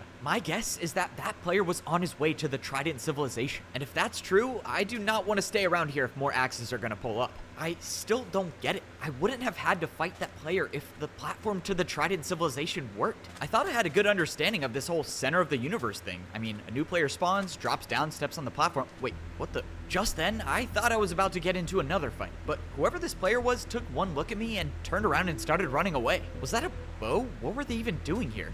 Okay, well, I guess there's more than one bow alive. Not sure what to do with that information. Get me out of here. Please get me out of here. Sending Toph out there by himself was a bad idea. If he gets hurt, this is on you. We need a sword to find this respawn power, and if we were to die, Toph wouldn't know how to rebuild an entire civilization by himself. Besides, he offered to go. Then he better come back, because if he dies from this, you're gonna be rebuilding the civilization by yourself. Okay, so using the platform to get into the Trident civilization doesn't seem to be an option. I'm just gonna have to go through the front door, I guess. But with the amount of people I've seen, I'm definitely gonna need more resources if I want to survive for longer. Wembu, hello?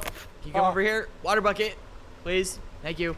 Thankfully, Wembu was there to let me back into the sword civilization. I thought about telling all the diamond swords about the strange interaction I had with the mysterious diamond axe, but to be honest, I was running short on time. By the looks of it, the axes were already on their way to the Trident civilization, and I don't want to have a repeat of what happened with the bows. I bought 5 golden carrots and a flint and steel to prepare for my journey, a journey that could very well cost me my life in PvP civilization. I told Wembu if I don't make it back alive, well, he gets full authority over the video journals. To be fair though, he was the only one in consideration for that role, given that no one else would voluntarily record video journals. Anyways, it's time to focus up, because I'm about to be putting myself in the middle of a battle between 2 civilizations that both want to wipe out the swords. I'll have to be prepared for anything, even if it means fighting my best friend. This is our only chance. I only had enough attacks to afford 1 invisibility potion for this. Then you better make it count. Use it to escape. Yep, I'm not trying that ever again. I'm telling you guys, there's no way I'll have enough time to get a wooden sword. Are we sure we can't just go in through the front of the sword civilization? This is the only way in, Toph, which means you'll have to go back out there and wait for a newborn wooden sword to spawn. I mean, what if that guard is still here? That one that sticks with Evbo? Maybe he might help us get a wooden sword somehow if we pay him enough. Toph, I know you're scared, but it's time to face reality. We don't have much of a choice here. I actually just don't get it. I don't get how someone can be so unintelligent. It blows my mind. Out of everything, he puts his sword in the item frame? An item frame? What does that mean?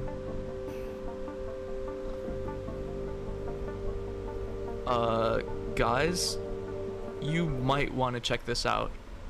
I walked through the valley until a massive structure formed in the distance. Blue coloring on the walls, a cascading waterfall out in front.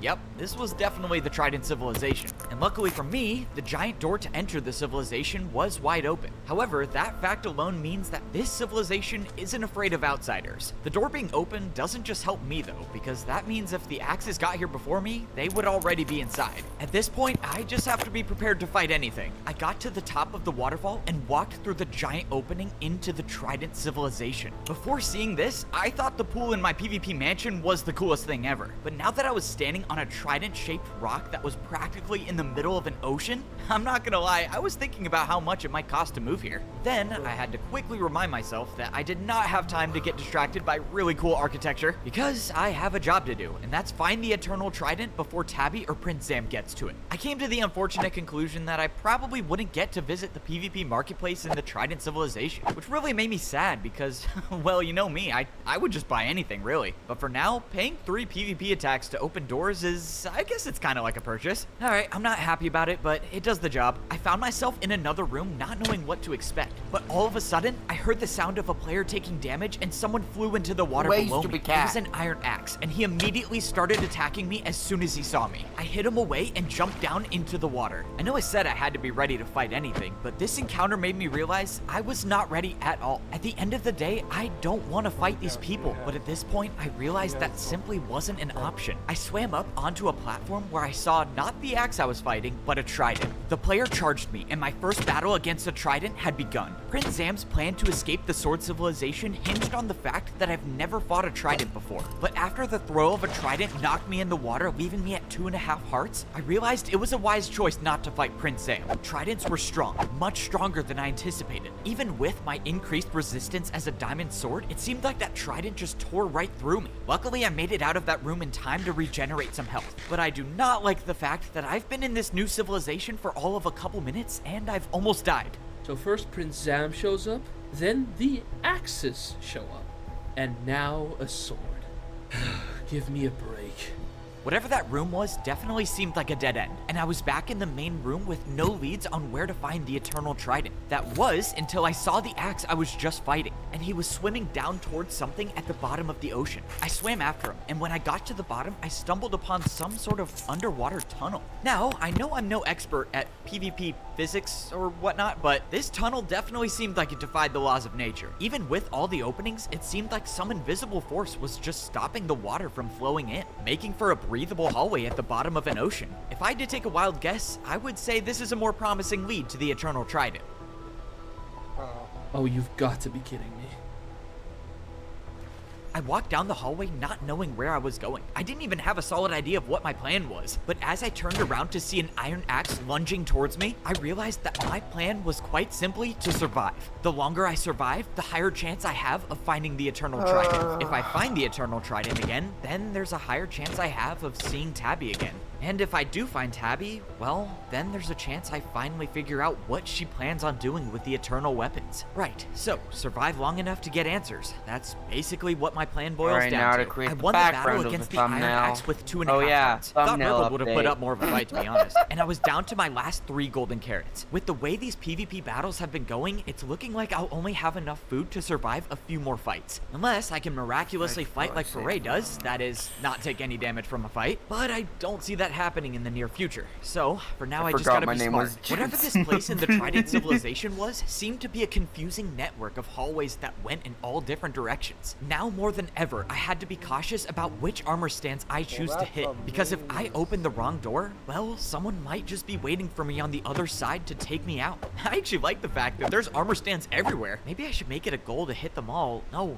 why am I thinking like that? Speaking of opening the wrong doors, when I walked into the hallway, an iron axe came charging in from the other side. This is now the second iron axe I've seen down here, which leads me to think this is definitely the place where the Eternal Trident is. Why I've only seen iron axes and not Tabby or the other diamond axe is another question in itself, but I came to the conclusion that that might actually be a good sign. The axes might be sending in their lower level players to weaken the tridents for players like Tabby and the other diamond axe. Just a theory at this point, but if that is their game plan, then that means I'm not too late this time, and they haven't found the trident yet. But after I walked into another hallway and saw a trident on the ground, I realized I was running out of time. The axes were wiping out the tridents in numbers, and soon enough, Tabby would be here to get what she was after. Knowing her, she might already be here. For all I know, she could be standing in the exact same spots where I was standing in, and fighting in the same hallways I fought in. I know this sounds crazy, but I kinda just wish I would open one of these doors to see Tabby standing there. With everything she's done, and everything she wants to do to the swords, I shouldn't be feeling this way. All I am to her is her enemy, but I couldn't help it. I couldn't stop myself from hoping that every PvP attack I paid, every corner I turned, and every hallway I ran through would lead me back to my best friend.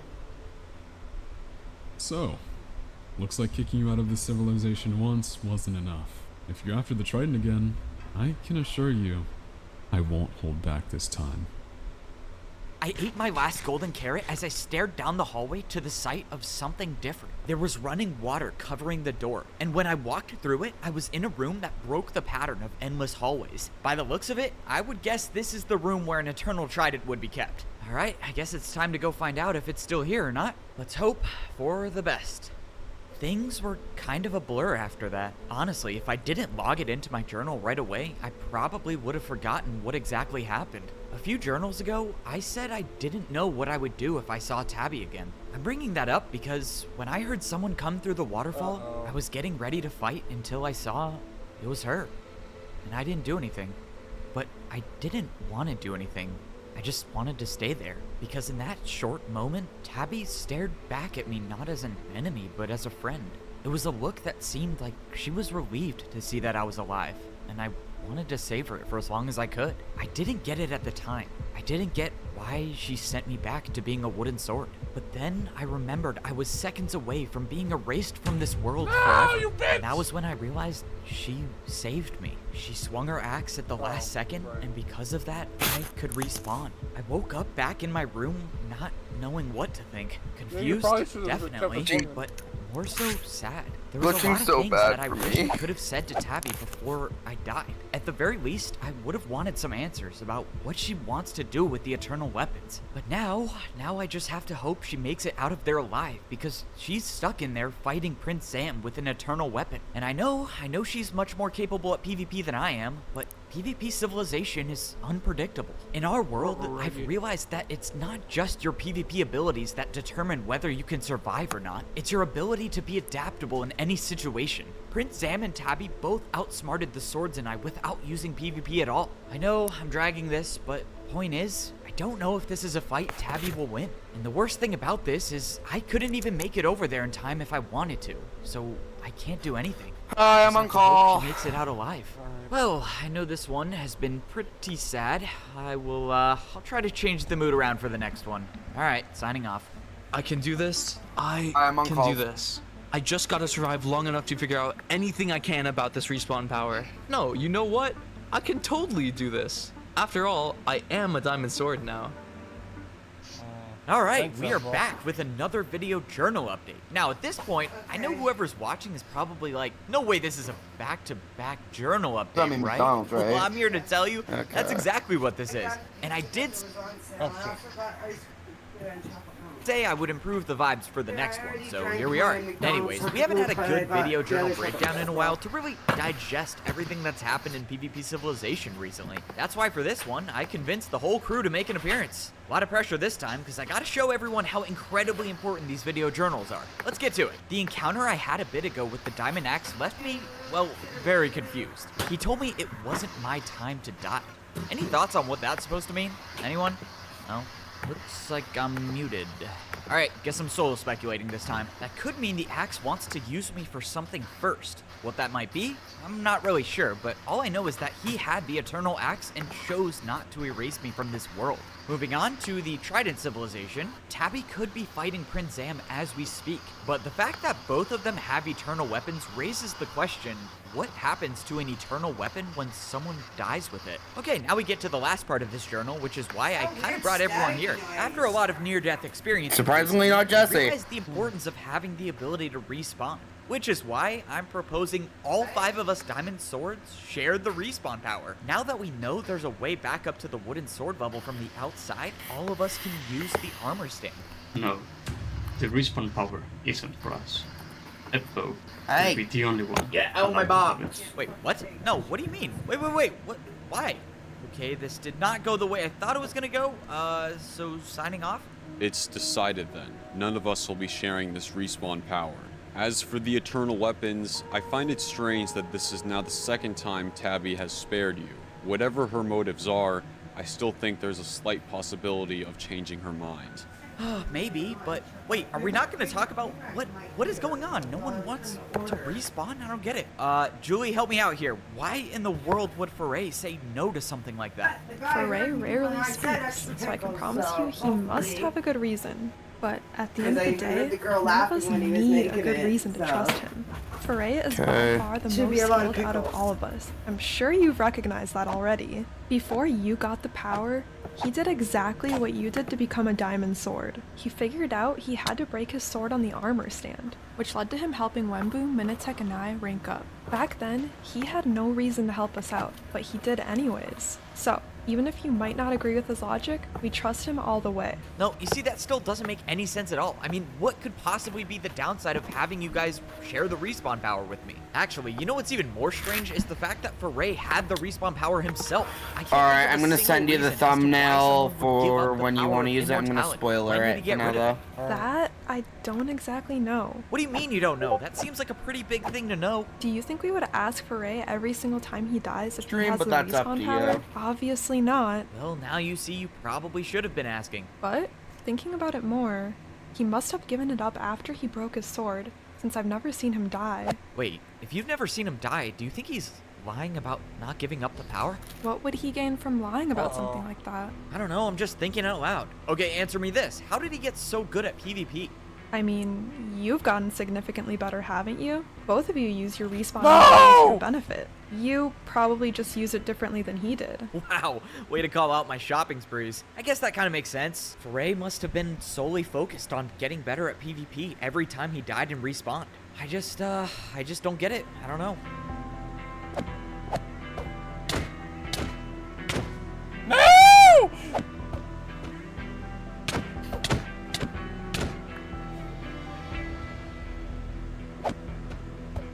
I really love Foray. I don't want him to die. Don't worry about us. Especially We can with take all care the of our own answers. without the respawn power. I know you guys can. I just want to help. I know you're here. Why am I still alive? Because I'm allowing you to stay alive.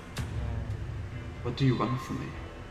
I want you to give up the respawn ability. Better yet, let me rephrase. If you don't give up the power, I won't let you respawn. Why? You, Foray, believe that one's PvP ability is the only metric that determines whether someone should live or die in this world. You and I are alike in the sense that we both share that philosophy. But the world doesn't need that right now. So you're gonna give the power up. And I will see to it that this power finds the right person. Uh-oh. Uh-oh. Every fucking time!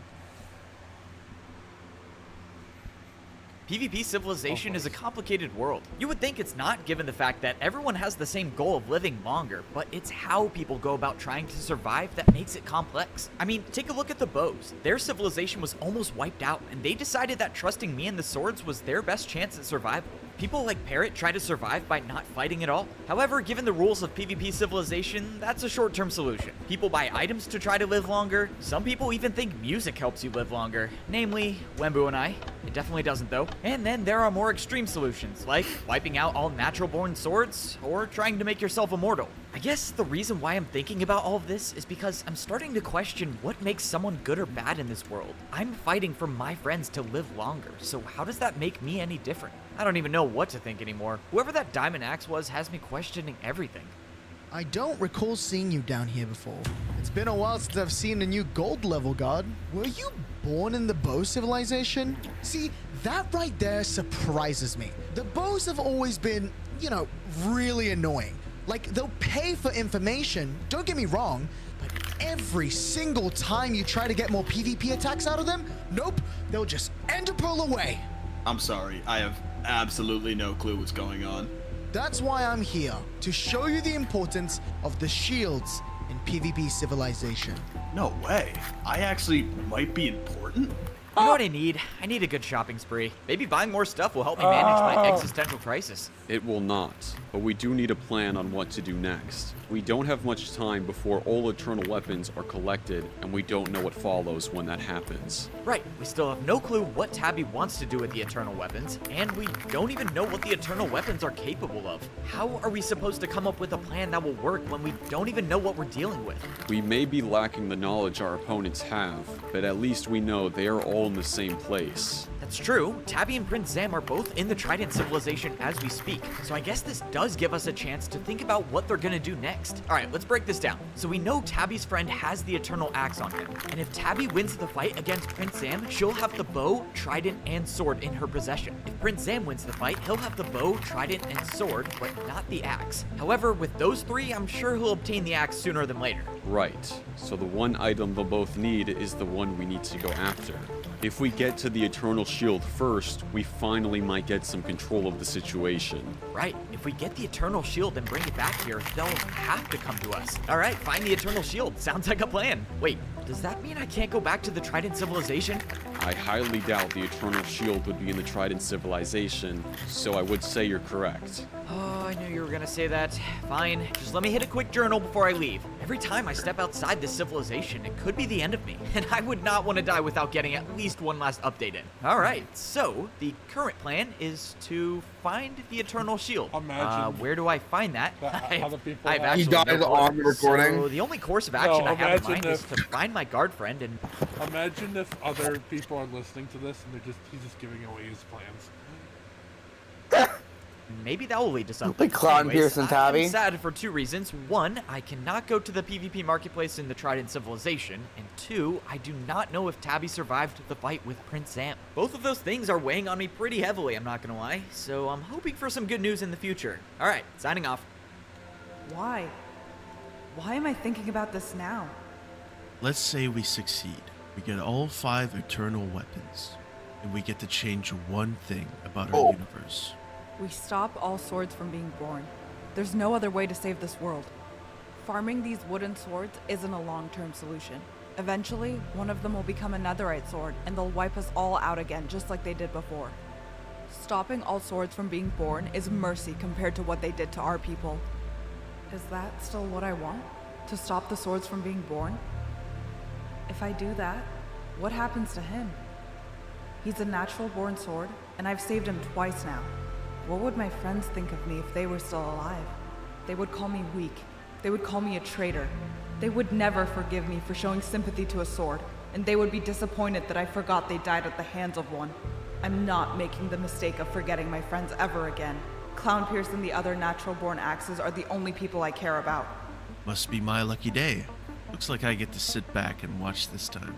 About time you showed up. What took you so long? Are you okay? I actually just took a little detour. Bought myself a brand new fishing rod. Thank you for asking. This is not real. I thought those days were behind me. Just get over here and help me get rid of this guy. I've landed too many attacks to count, and he still won't die. Go ahead and sit this one out. You rest up at home. I'll bring back the trident. What? What are you talking about? Let's just end this right here together. You have to trust me on this. I have a plan that won't work unless you leave. So go. Fine. Just stay alive. Prince Sam, a trident who was cast out from his own civilization. So I've heard. Uh-oh. I'll make this quick. I want you to give me the trident. I'm curious to hear a reason as to why I should do that. I'm gonna make the assumption that you have the respawn power. It's highly unlikely you made it out of the sword civilization without it, which means you want the eternal weapons to keep your borrowed immortality. Of course, Evbo is technically the owner of it, so to speak. But holding every eternal weapon and getting rid of Evbo are two difficult things to achieve by yourself. So that is why this offer guarantees a better chance at erasing Evbo, and a way to lead the entire Trident civilization. I can tell you're not convinced yet, so allow me to fill you in on our You plan love to his erase chilling the voice. swords. The last time I saw my guard friend, we were in the Bow civilization together. We probably could have been together for longer if I didn't. Ever since Parkour Civilization Season 2, But what happened, happened, and while he was very disappointed, I just have to hope that we are still on speaking terms. If we are, then I should be able to find him at our usual spot in the Iron Sword level. But if we aren't, which is a possibility given the severity of my mistake, then finding the Eternal Shield might be a lost cause. I have to go down. Staying here is only making things worse for the swords. Why am I hesitating? Evbo wouldn't let me die, but then again, he doesn't speak for the rest of the swords. They might just send me outside and I'll be forced on... What the... You're one of the diamond swords? Yep, that's right. I am a diamond sword. What are you doing here? Fucking hate that guy. Well, so Evbo said he would share the respawn power with us, but I think I might have missed it. Can you remind me where it is again? You look a little too comfortable. See what sends you to get rid of me? What? Look, I don't even know you. So, it's the respawn power he's after then. I already let the swords down once. I'm not making that mistake again. Wait, hold on. Whoa, what is this place? This is PvP Civilization's biggest secret. So, only diamond shields can access this place? I'm the only diamond shield alive, so I like to say I'm the only one who can access this place. Why is this place so hard to get to? Because it holds the power to change the world, which is why it's our job to keep it hidden. So you're saying these 5 armor stands are meant for the eternal weapons? And hitting all 5 with each eternal weapon lets the person who uses them wish for anything they want?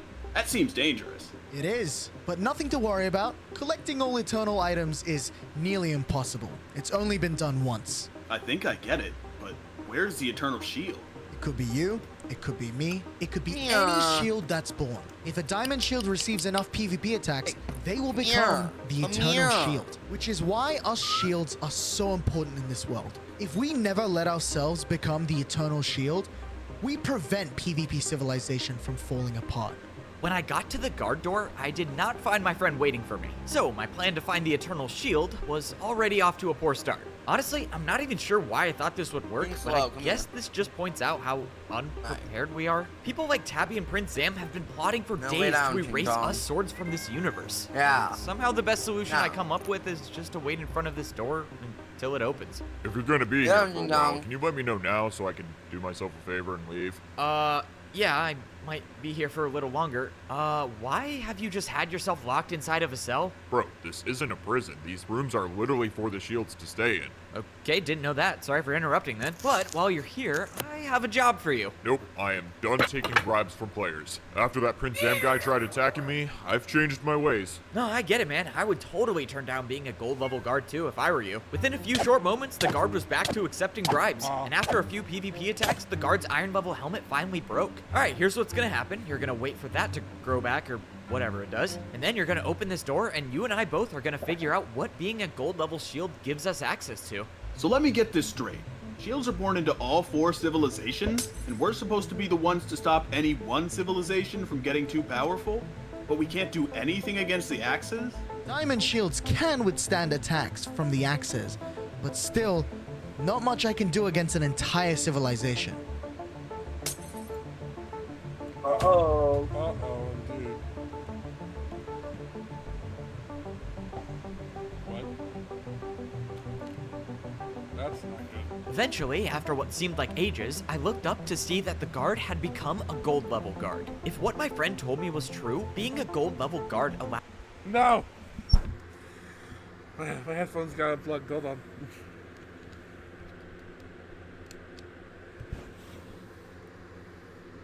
to access other civilizations through an underground tunnel system. How this will connect Oh, me I to don't the get Eternal it. Shield, I you have serious? absolutely no clue. But this is the Yes. best idea I have, so...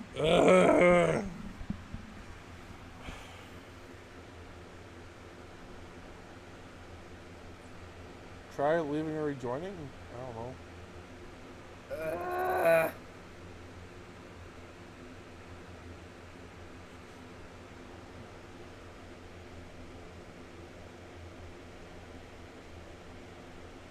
Down we go. It felt like I was climbing down. these ladders forever. Granted, we were still pretty high up in the Sword Civilization, but I had a strong feeling that we were now beneath all of PvP Civilization. We finally made it to the bottom where I saw the guard I was with open a door that had a golden border on it, and what was behind it, I was not exactly ready for. I stepped into a giant underground hallway that had red pillars lining the walls. Now, it's no surprise that this place is meant for the shields, but this was crazy. An entire underground system that only shields have access to. I wonder why. So, what's the plan here? This is my first time here, so I really don't know what I'm doing. Wait, you're not coming with me, bro. I don't know why you thought that. Yeah, you just gotta keep the door open. Wait, what do you mean? I thought we were sticking together for this. Bro, the last time you saw me, you locked me in a cell. So, no, you're not coming with me. Just don't follow me, okay? You can come back another time. There's only one shield in PvP Civilization that I trust to accompany me on a journey. So I gotta stay loyal to him. I ran down the hallway for what seemed like hours until I finally saw something different up ahead. The hallway gave way to a circular room that split off into different directions. And what do you know? Well, these new hallways had different colored pillars resembling the other civilizations. What stuck out to me the most, though, was this giant rectangular door in the middle of the room. At the base of the door, there were diamond-colored blocks, so I guess that means probably only diamond-level shields can open it. Speaking of diamond-level shields, I've never seen one, until now. I turned the corner and one was just standing there right in front of me. Yo, who's there? God, my eyes are so blurry. I can't even see, bro. It's Evbo. I'm a diamond sword. I don't know if that means anything to you. Okay. In that case, I definitely cannot let you be down here. Just give me a few seconds. Sorry, I'm waiting on my vision to come back. Just went blind for a couple of minutes. Is getting blinded a usual thing for you? You think that's normal? You think it's a normal thing to just randomly go blind? Do you? Whoa, chill. Okay, sorry. That was a bad question. I was just trying to make conversation, you know? I haven't seen a diamond shield before. What's a better question? Why were you blinded? That is a better question. And to answer that, I honestly have zero clue. I thought I would be the one taken, but when I woke up, the gold level shield was the one missing. Wait, hold on. You said gold shield and missing. What do you mean? I'm saying I think the Axis took the gold shield I was with. There's no way it was my friend, right? Did you happen to catch the gold shield's name? No. Do you know his name? No, but he's got a gold shield, leather armor. Okay, I see the problem now. Okay, if that was my guard friend, why would the Axis take him? Look, I need to get into the Axe civilization. Can you help me do that? I'm sorry, but that's not happening. Out of all of the civilizations, the You know what I Axis just are realized? the one place the shields don't go. The Axis thrive off of eliminating shields. I don't think so. If that was your friend, Evbo has I doubt voiced he's any of still the side alive. characters. For whatever reason, this diamond shield wasn't even accepting PvP, bribes. unlike Then in I realized hardcore. these high-level shields can apparently knock players back really far. While that was a cool discovery, learning that my guard friend might be captured and possibly even dead, well, that was not good at all. And now that I know that shields don't even go to the Axe civilization, I'm gonna have to go in through the front door. Uh-oh. This is the right shield, correct? Yeah, this is the guard that sticks with Evbo. I still don't get why you need him specifically. If there was a diamond shield, this would have been much faster. I guess you don't remember the time I helped save your life, right? Clown Pierce was the one who brought you here. If it was up to me, I would have found someone else. Out of all the places to trap him, why choose the one place where a shield is most likely to die? You'll be fine here. The wooden axes don't do enough damage anyway to pose a threat. I've got something I need to do while you farm the shield. Do me a favor and stay alive for a few minutes. Clown, wait. So much. I need you to help me understand something. Your axe durability. It makes no sense. We both know the eternal weapons can't be used to buy anything. So between the blocks and all the potions, you shouldn't be alive. You told me once I had a longer life than you did. And since then, I've defeated more players than you.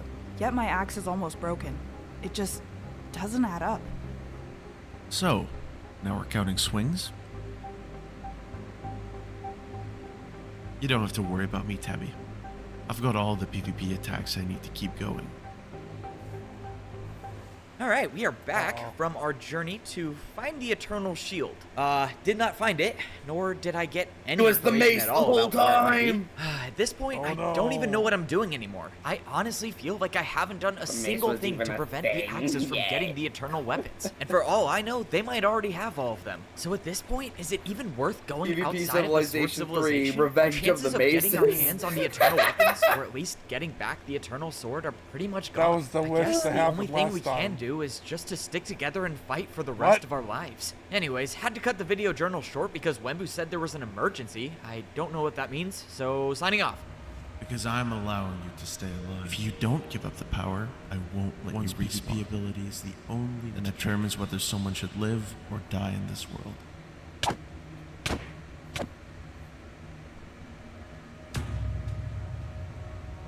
Something was happening. Wembu was sprinting as fast as he could, but didn't say a single word. We arrived to see Foray, Minitek, and Julie just standing in a circle, staring at nothing. But then, I saw it. In the middle of all 5 of us, there was this faint distortion in the air. So small, it's a miracle how the Diamond Swords even found this. But this wasn't a thing. It was a person. A person who was prepared to fight Julie, Minitek, Foray, me, and Wembu all by themselves. Whoever this player was, I already knew it wasn't Tabby, because this was someone who wasn't afraid to be caught. Someone who wasn't afraid to fight.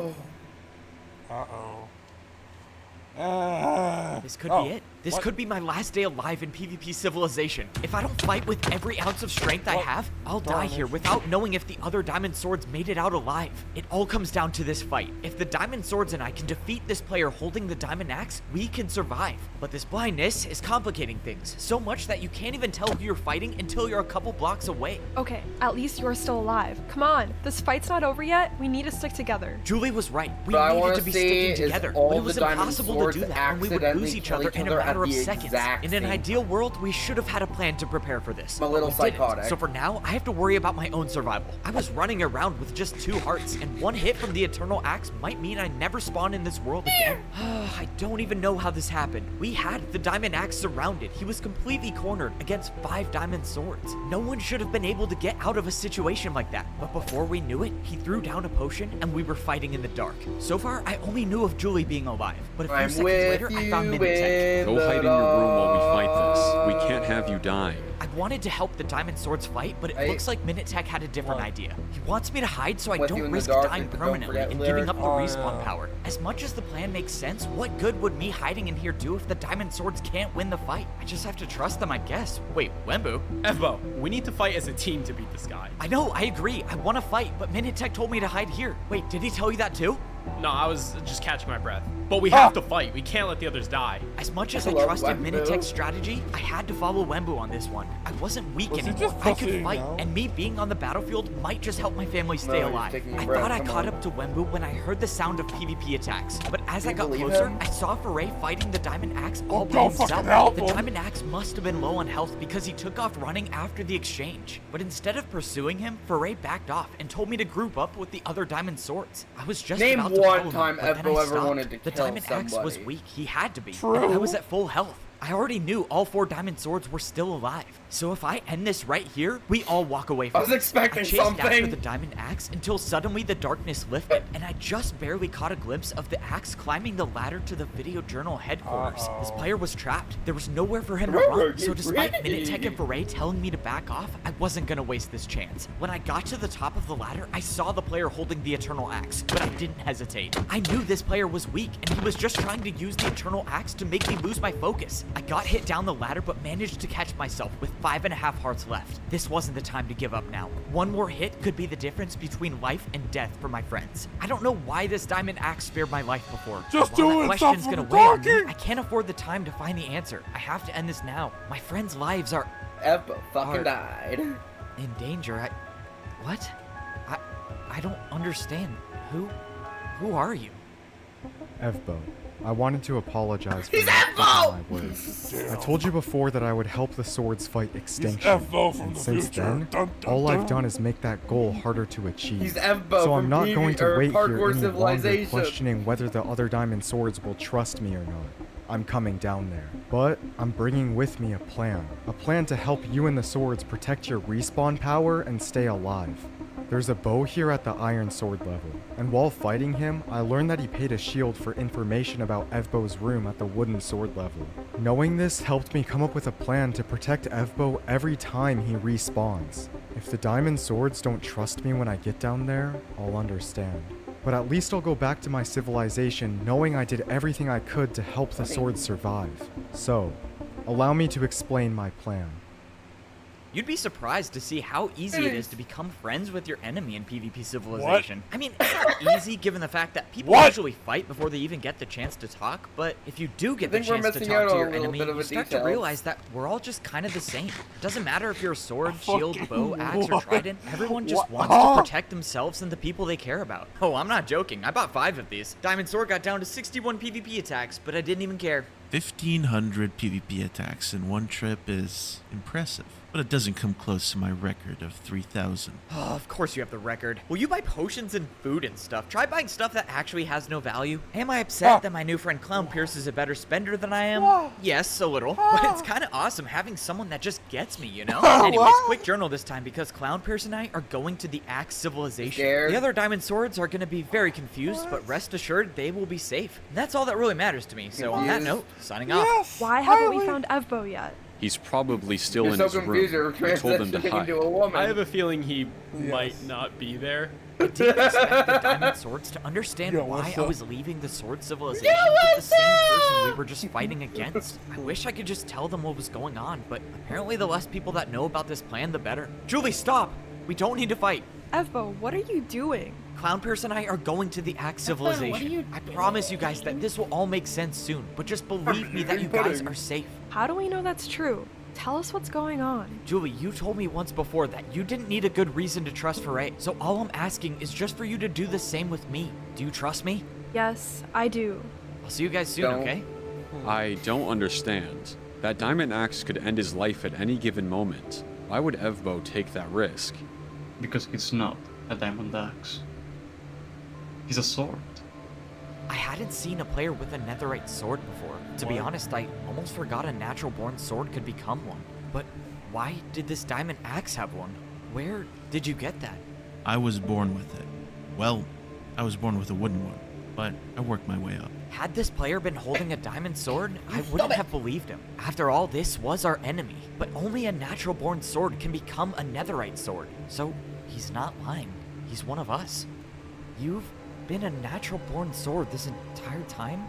Why are you fighting us? I do apologize for that.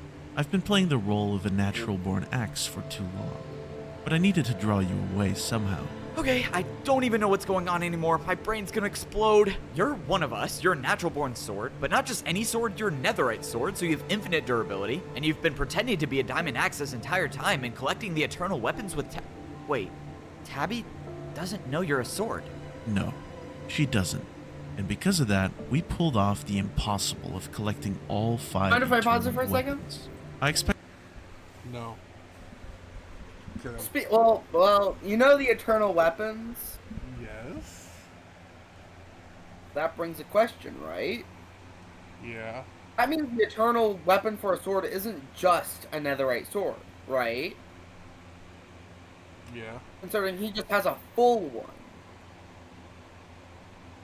Yeah. So What's the broken one?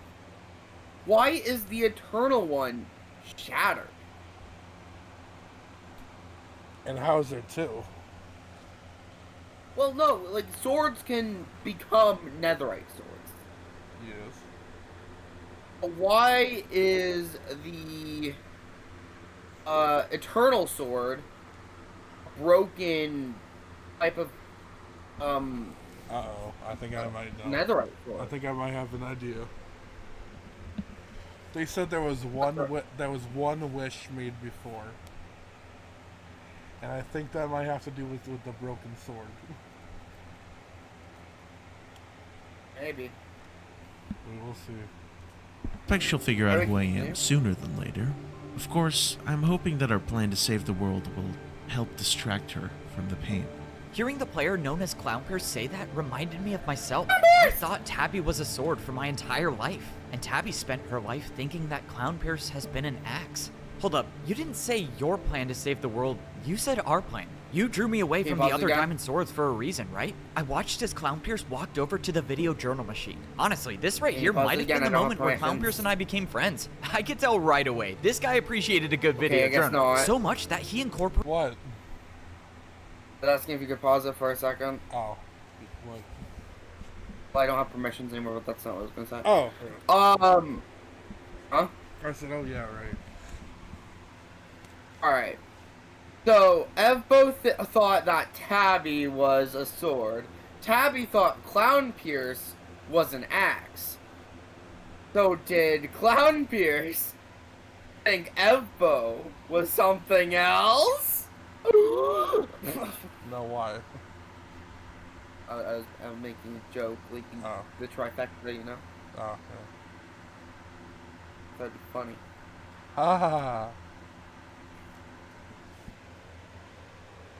Incorporated video journals into his plan to save the world. Before meeting Clown Pierce, I thought We're this just machine too right here was insane. only used to make copies of all video journals that have been recorded. But apparently, this master video journal machine can be used to share video messages through any machine in the world. That's the So master you placed a machine. video Does that mean journal every machine in other every machine is a civilization, and you're sending a message to all of them? We're not sending it just yet, Slab but with once an we're E at ready, the end. yes, all civilizations will see this. Don't tell me you're... No way you're gonna live record this right here. Okay, if this is going to all civilizations, I have to be in this. If you were in this, the plan wouldn't work. No, you can't do this to me. I can't be in the most important video journal of all time. You're just gonna have to sit back and watch this time. After the video journal was over, Clown Pierce put away his diamond axe and grabbed the video journal log. Witnessing the message Clown Pierce was gonna send to all other civilizations left me speechless. First off, his performance was legendary. I mean, I was starting to doubt my own video journaling capabilities, but it was the complexity of his plan that had me at a loss for words. Clown Pierce has been plotting this before I was even born into PvP Civilization, and somehow I ended up being the one he chose to help make this plan come true. So after we go to the Axe Civilization, I'm gonna be the one that comes back here and sends the message to every civilization. After that message is out in the world, well, nothing will ever be the same after that. The thing about Clown Pierce's plan is I wasn't just being used as the messenger for his video journal. I was the main part of the plan. With the message he recorded for the other civilizations, I had a lot of questions about my role in saving the world. Apparently though, Clown was gonna answer all my questions, which was a relief because I am tired of not knowing anything. I thought we were going to the Axe Civilization, but Clown Pierce took a detour and started running to the structure at the center of our world. I thought he was leading me back to the top of the Sword Civilization, but instead he started swimming up the waterfall. Out of all the times I've been to the center of PvP Civilization, I've never been to the top of this structure. When I made it up there, Clown Pierce and I were standing there surrounded by 5 giant statues. The carvings of the Eternal Bow, the Eternal Axe, the Eternal Trident, and the Eternal Sword stood tall in each corner. And above us, completely suspended in the air, was a giant rock in the shape of the Eternal Shield.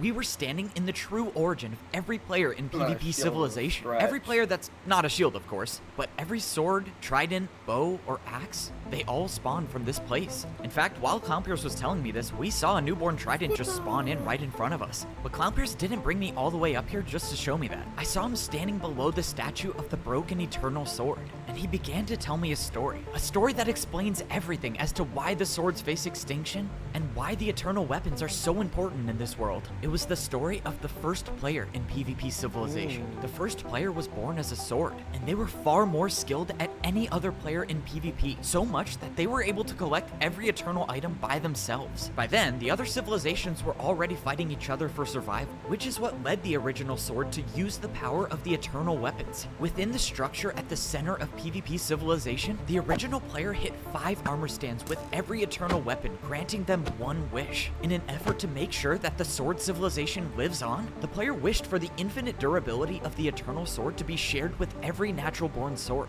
Whoa, so that's why it's broken, right? Every natural-born sword has like a little piece of the eternal sword in them. That wish is what paved the way for the swords to ruin the world. What do you mean, ruin the world? What happened? Can you stop putting your shield up? This is just wasting time for both of us. If what I'm doing helps Evbo and the other swords, then it seems like there couldn't be a better use How of do you my feel time. about the Let's not Eternal pretend Sword? you were Broken sticking. history. It's interesting. Yeah. With Evbo for any other reason than to get more PvP attacks.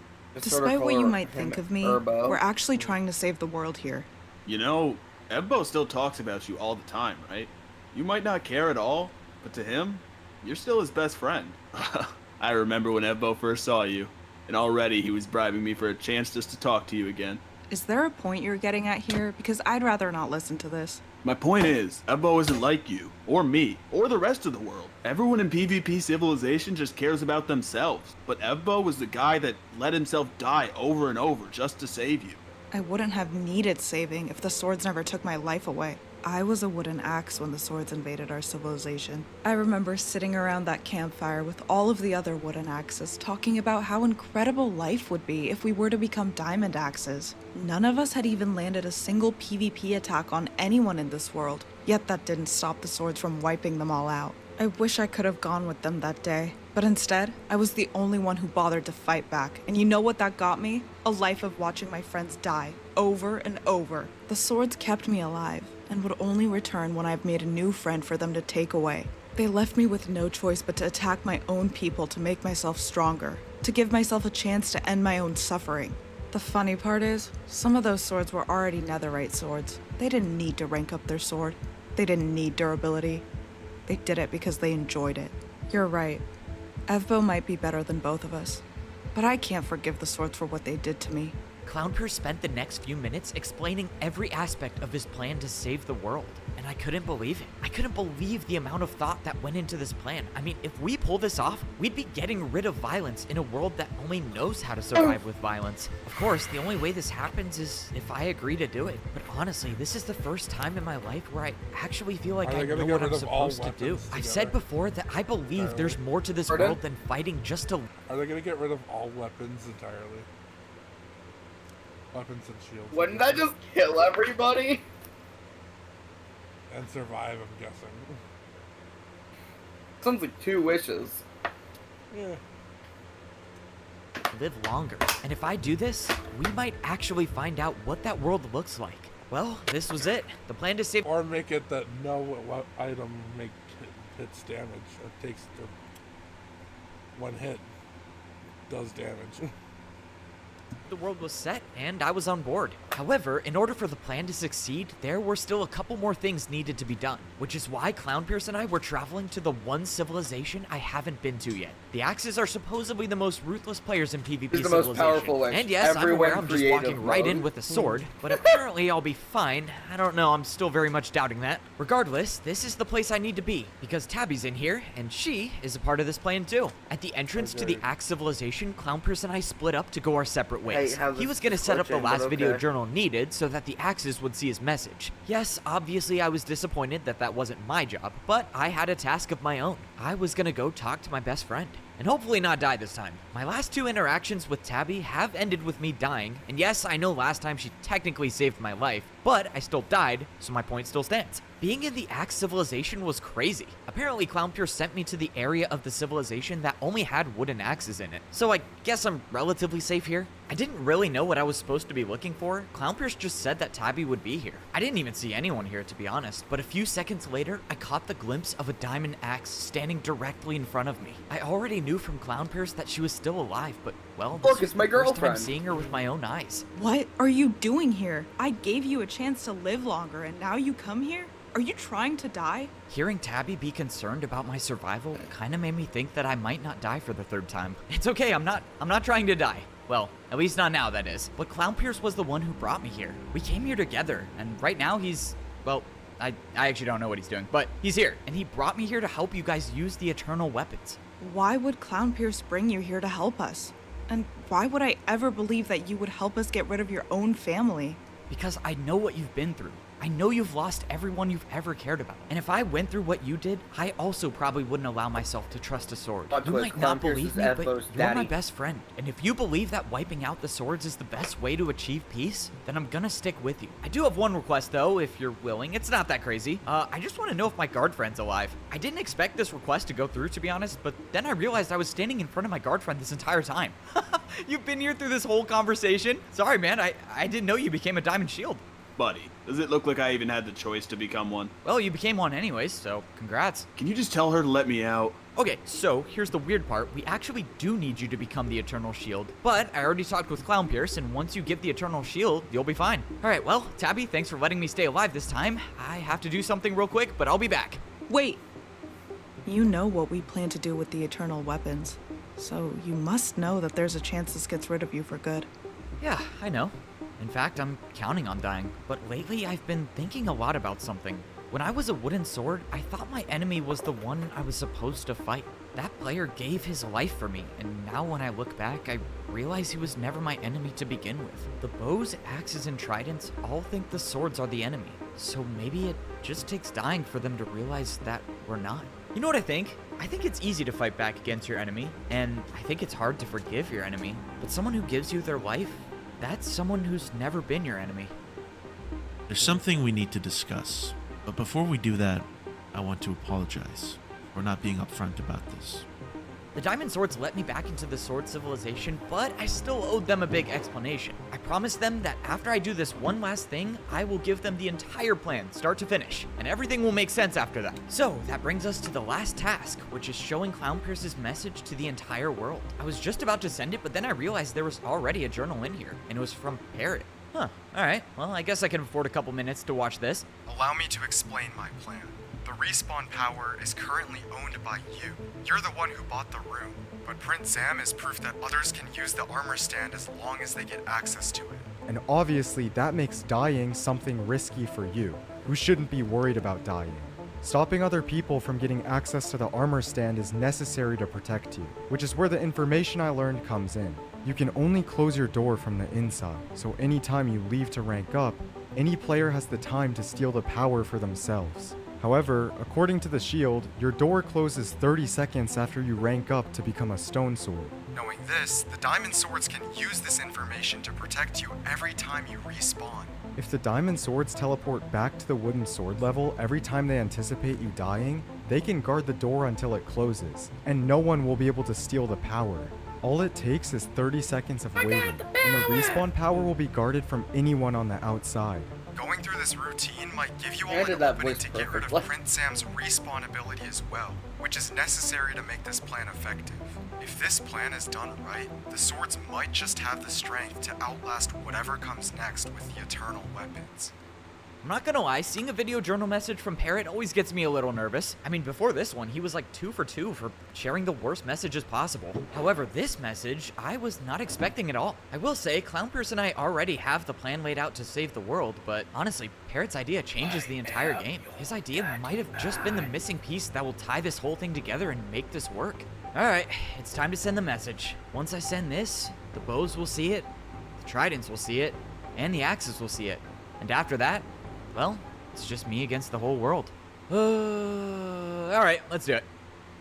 Ooh, here we go. It's kind of crazy how my entire life has revolved around video journal machines. What used to be just a waste of PvP attacks is now going to be the one thing that helps save the world. This master video journal machine will be able to send the message Clownpierce recorded to every other civilization. The message that I didn't get to be a part of. I'm not happy about it, but I guess being the one to share the message is equally important. Wait, what is this? Live broadcast? I haven't used the master video journal machine before, but I mean, I guess that kind of sounds like share, right? Yeah, it's got to be the same thing. All right. I guess I'm live broadcasting this to everyone. Let's do this. I gotta say, this machine is the one thing in PvP Civilization that's never let me down. I mean, it just does everything. Communication, emotional reflection. It's just so cool. Alright, is this thing working?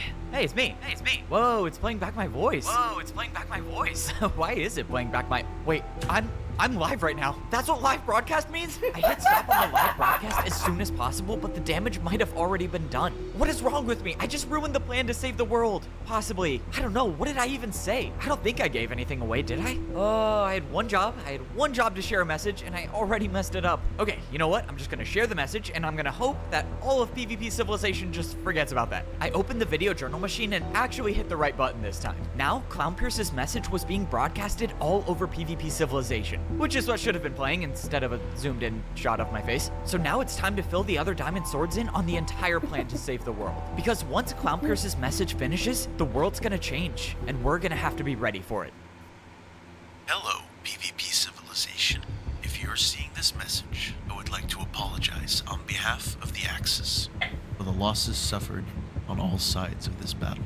The Axis and I now have possession over all 5 eternal weapons, and with each civilization being reduced to a fraction of what they once were, fighting back against us would be meaningless. Fortunately, we all serve to benefit from the eternal weapons. The first player to ever use the eternal weapons gave the swords the power to become immortal. I plan on using the eternal weapons to take that power away. After today, no player shall ever become a netherite sword again. However, that doesn't mean the swords are no longer a threat. The diamond sword that goes by the name of Evbo will still have the respawn ability. Once Clownpierce uses the weapons, no natural-born sword will be able to become a netherite sword ever again, and all the other civilizations will know that I'm the one with the respawn ability. Hold up, how is telling literally everyone about your power going to save the world? Now everyone is going to come after you. I don't get it. In your message, you're telling the entire world that I have the respawn ability. How is that gonna help us save PvP civilization? That sounds like I'm just gonna die. Saving everyone will only be possible if you're the common enemy. Only when the whole world is against you will you have the chance to prove you're not the enemy. This has been Clownpierce's plan from the Has it ever beginning, been to have nighttime me in be this the common enemy civilization? for the bows, axes, and tridents. If all What? Has it ever been nighttime in this civilization? No, I don't think it has. all other civilizations are focused on getting rid of me, well, not an that's the assimilation. attention I need if I'm gonna change their perceptions about the swords. But me becoming the target isn't just about saving the other diamond swords, it's about saving everyone. So before Clownpierce told me the rest of the plan, I already knew what the solution was. That's kind of the point. I need to be the target for this plan to work.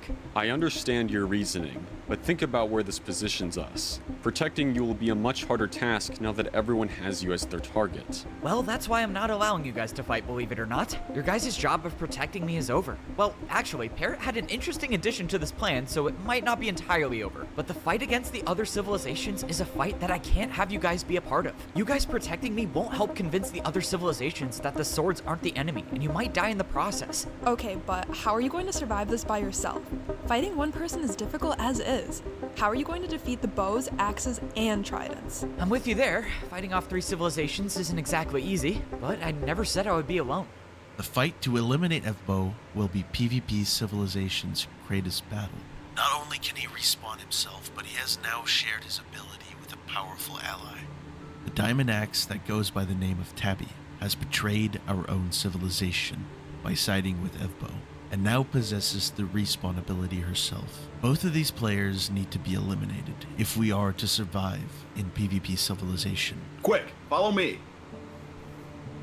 Are you sure Tabby's gonna even go for this plan? I mean, what if she just decides that she's better off on her own? How do you know she'll protect me? Because she cares about you, and now that I've given her the option of surviving by herself or surviving with you, I'm confident she will make the right choice. Clownpierce lying about Tabby having the respawn power just to turn the whole world against her was pretty cruel, I had to admit. And he did that knowing Tabby would have to push aside her hatred for the swords if she wants to survive. I'm not sure if it's gonna work, but, well, if it does, I guess I gotta thank my wingman Clownpierce for bringing back my best friend. Okay, I'm sorry.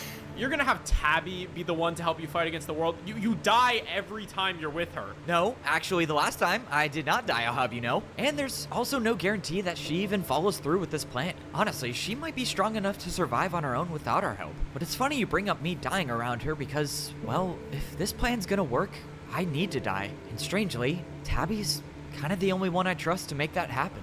Both Tabby and Evbo will continue to respawn with every death, unless they are taken out by an eternal weapon. And while I possess all of them currently, they will be returned. Once I use the power of all 5 weapons, each one will appear back in its rightful civilization, and you all will have the strength to fight back against Evbo and Tabby. The world depends on your ability to fight alongside your enemies. So fight until you no longer know who your enemy is. So this is the block then. The block that marks the center point of all 4 civilizations in this world. And this is gonna be the spot where I fight and die every single day for the rest of my life. But if all goes right, well, the fighting part goes away, only the dying stays. Honestly, it kind of seems counterintuitive to fight them before I'm purposely dying and giving them my sword durability. I mean, we could be doing this forever and all the other civilizations might not even recognize I'm trying to lengthen their lifespans. Which is why this will take time. You'll have to win over and over again, but only to the point where they can no longer fight back. Okay, but tell me why I can't just come right here and drop my sword on the ground? I mean, if I drop my sword, I'll die anyways, and it's a lot less threatening than fighting. You don't die instantly after dropping your sword. An enemy could easily erase you while your guard is down. Tabby is your only guarantee that you'll respawn.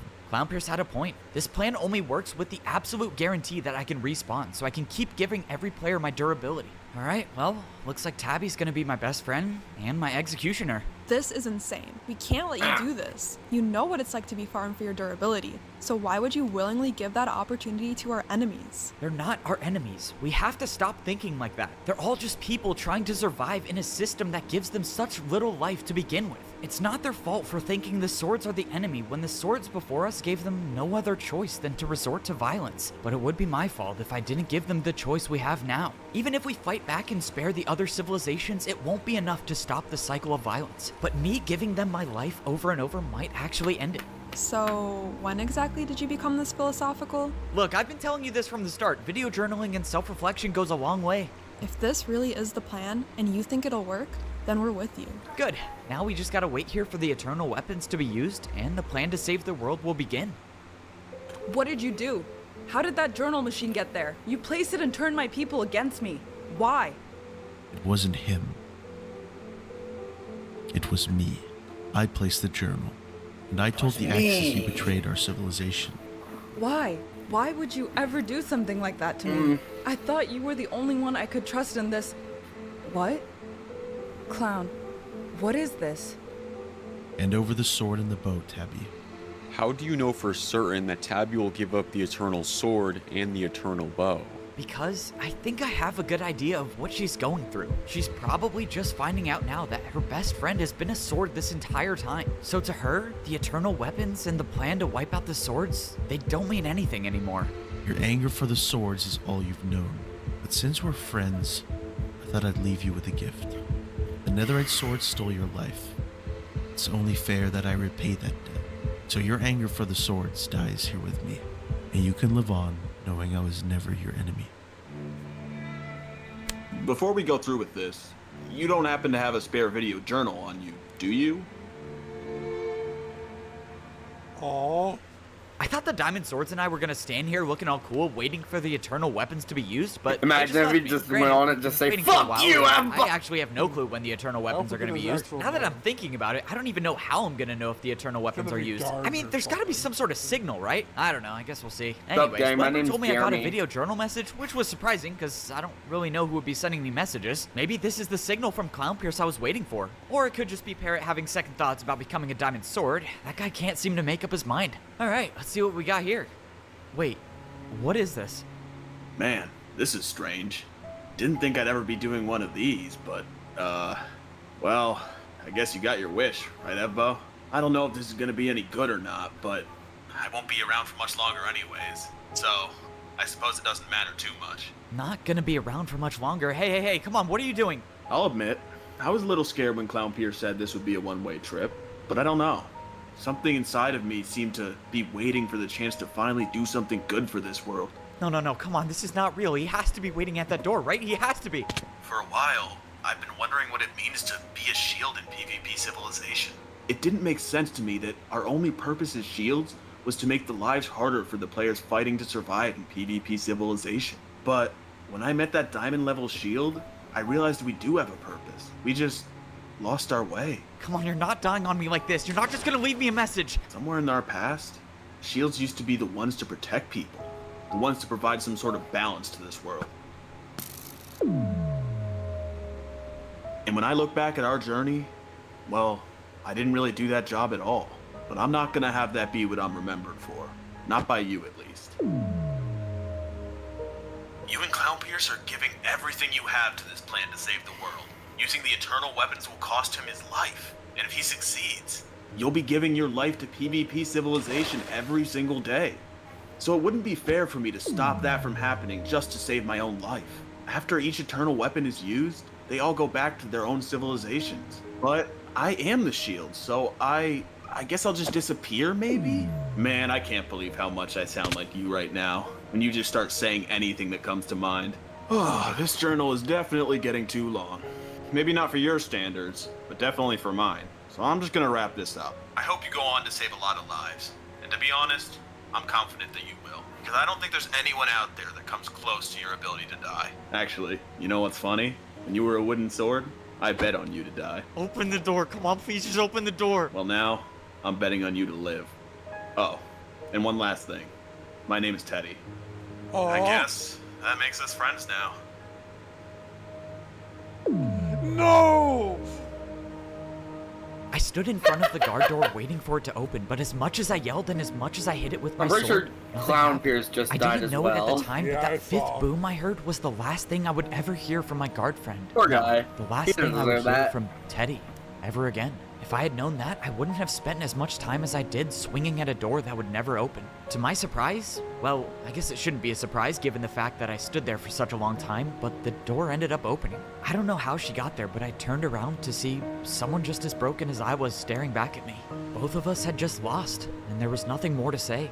I don't know what Clown Pierce told Tabby right before he died, but whatever he said brought back the look I saw in Tabby when we were both swords. We barely spoke a word to each other, but Was it, I already knew she was pixelated gonna stick by eyeballs? my side. It didn't seem fair to me that I had to lose a friend just to get one back. But I guess there wasn't any other way around it. The only thing I could do from here is make sure Teddy's sacrifice meant something, and continue on with our plan to save the world, knowing it was only possible because of him. He bet his life on me, so with every PvP battle that comes my way, I'm not gonna forget that. Tabby and I ran into Parrot on the way back down to the Diamond Sword level. Now that he chose to drop down, the Sword Civilization was about to have everyone from just about every civilization. Honestly, I think Tabby being there is what gave Parrot the confidence to face the Diamond Swords as an outsider. But at the end of the day, what the other Diamond Swords thought about Tabby and Parrot being there didn't mean anything. The Diamond Swords trusted me enough to trust them. So, it's time to do this. It's time to save the world. The Diamond Swords aren't allowed to fight, but they do have a pretty big part in this plan, all thanks to Parrot. Every time I die, the Diamond Swords will be waiting for me outside my room at the wooden sword level. And every time I leave my room, they'll make sure no one else gets access to the respawn power before the door closes. So I can continue doing the first part of the plan, which is to give my life over and over until there's no more fighting in PvP Civilization. We ran to the center of our universe, and I watched as every Diamond Sword teleported back to the wooden sword level for the first times in their lives. But while they knew what they were doing, Tabby still had no idea what her role was. I don't get it. Where are you and I going if it's not back to the wooden sword level? Well, you just gotta follow me. You might not like this, but we're actually going to the top of this place. We made it to the top of the structure that would be my deathbed for the rest of my life, and I looked up to see that the statue of the once broken Eternal Sword was now fully formed again. Probably a good sign that Clown Pierce's wish came true. You and Clown Pierce made us both enemies to the entire world. Why? Because we need the whole world's attention to be on me if I'm gonna save them. From now on, I'm dedicating my life to giving my sword durability to everyone in PvP Civilization. But the only way I can effectively do that is if I fight everyone from the bows, axes, and tridents to the point where they can't fight back. It's not gonna be easy, and I don't have much time left. By now, every civilization should have ownership of their eternal weapon. As soon as they get their hands on them, they'll all be coming here to get rid of me permanently. How is that even a plan? You won't stand a chance fighting all civilizations by yourself, and asking me to help would be asking me to die. I don't expect you to fight with me. Honestly, I don't want you to. All I'm asking for is a favor. If I survive, I want you to be the one to get rid of me. Why? Why do I have to be the one to do it? If you're the one that gets rid of me, I'll have a guarantee that I can respawn, and I can save more lives. If you don't want to go through with this, I'll understand, but you have to make up your mind before it's too late. You make it sound like this is easy. I either have to let you die, or I have to let myself die if I fight with you. Then let me make it for you. You're not fighting with me. If you leave now and hide in the Sword Civilization, everyone will forget about you. You've saved my life too many times to count, so just give me the chance to save yours for once. Just trust me, I can hold my own. I don't care what weapon they have. I can fight back. Come on, Tabby, you have to get out of here. Please just I can't go. tell if he was trying to make the trident look like netherite or Tabby, bedrock. before you go, I want you to know something. No one's ever asked me if it hurts every time I die. And the truth is, it does. But it's not as bad when I'm with you. As I watched people appear from every side, I realized I was happy Tabby left. After all, her helping me fight the other civilizations wasn't even a guaranteed part of the plan. Oh, it's the Minecraft At the end of the noob day, short guy. I feel better knowing that she can live a life without battle, and she shouldn't bear the burden of watching her best friend die over and over again, which is why I have to win. Dying saves the lives of everyone else, but staying alive saves Tabby's. So, I'm gonna do both. Alright, 3 bows, 5 axes, 4 tridents. Nothing I can't handle by myself. Here we go. No! Why? Right fucking now? Really? Ah, my headphones came unplugged. Right fucking now.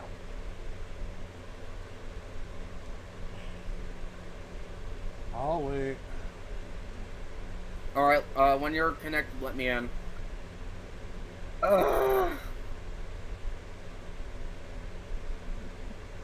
You did that at the worst possible moment.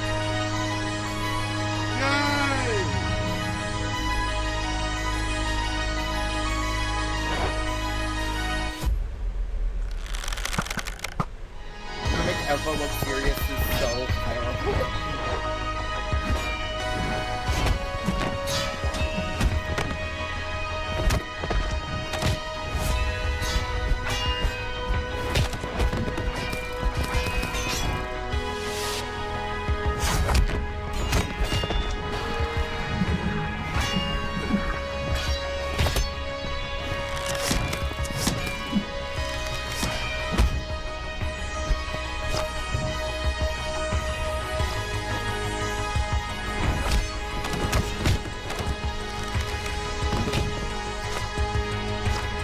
Tabby, wait! We need them alive for this to work. Please!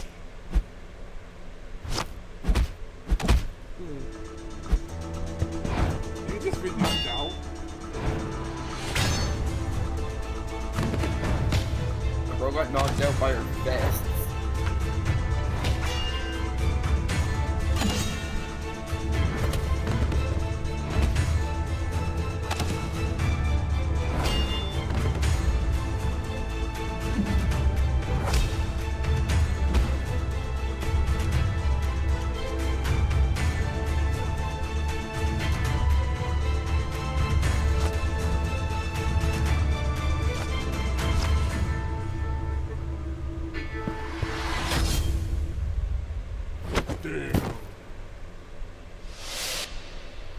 Uh-oh. That's not good. Well, that wasn't that bad, right? Seriously? Sorry, yeah, that was pretty Yeah, it was tough. pretty But good. the good news is it only gets easier from here.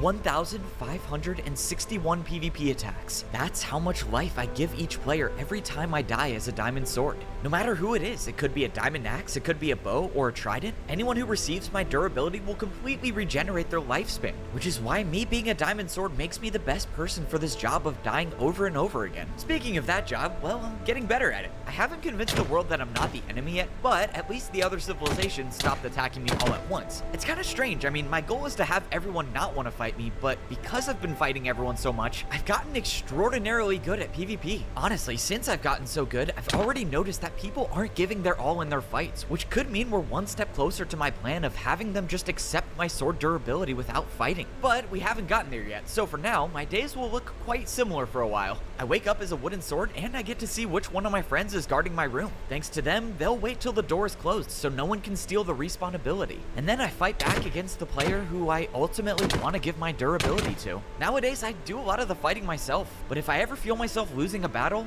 well, let's just say there's only one person in this world I'm allowed to die by. I've done a lot of things in PvP Civilization, but the one thing I haven't done yet is make everyone realize that no one has any enemies in this world. You never did check out the PvP marketplace in the Axe Civilization. Oh man, you're right. Well, I guess that's two things I haven't done, but now that I see how far my sword durability goes when it comes to lengthening people's lifespans, that one will have to stay unchecked. Durability spent at the PvP marketplace could be the difference between life and death for someone in PvP Civilization. So, I'm done wasting attacks. You know what? I take it back. There is one more thing I haven't done. I haven't gotten myself to finish the journal. I guess it's finally time we sign off for good, right? After all, we do need a proper ending. So, I guess this is the time I say goodbye. This has been the story of PvP Civilization, and until next time, I'm gonna make sure Evbo doesn't die, other than the times when he's supposed to die. I'm gonna make sure Evbo dies, other than the times when he's not supposed to die.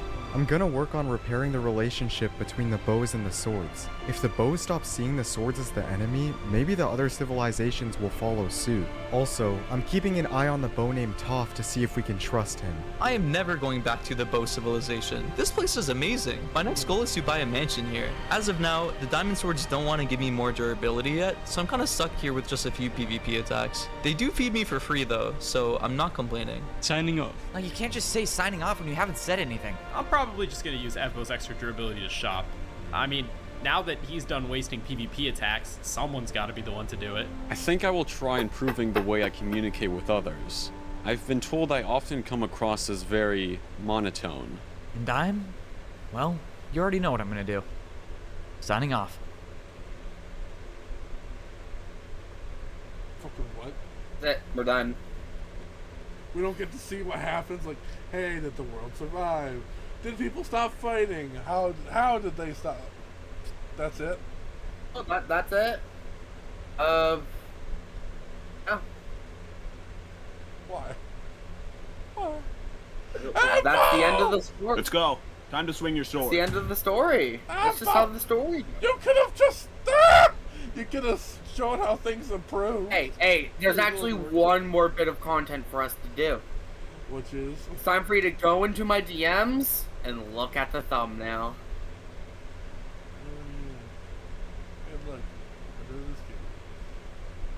Spoiler. Oh, wow. That's pretty good. Damn. I don't know how you improve every time. Huh.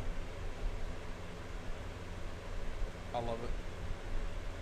Yeah, I worked hard on that. I can tell. I mean, you heard the process of me working on it. I've heard the updates too, yeah. Yeah. Actually,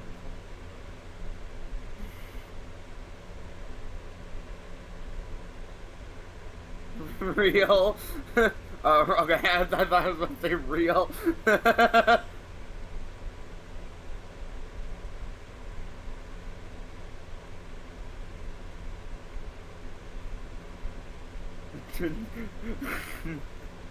Real too.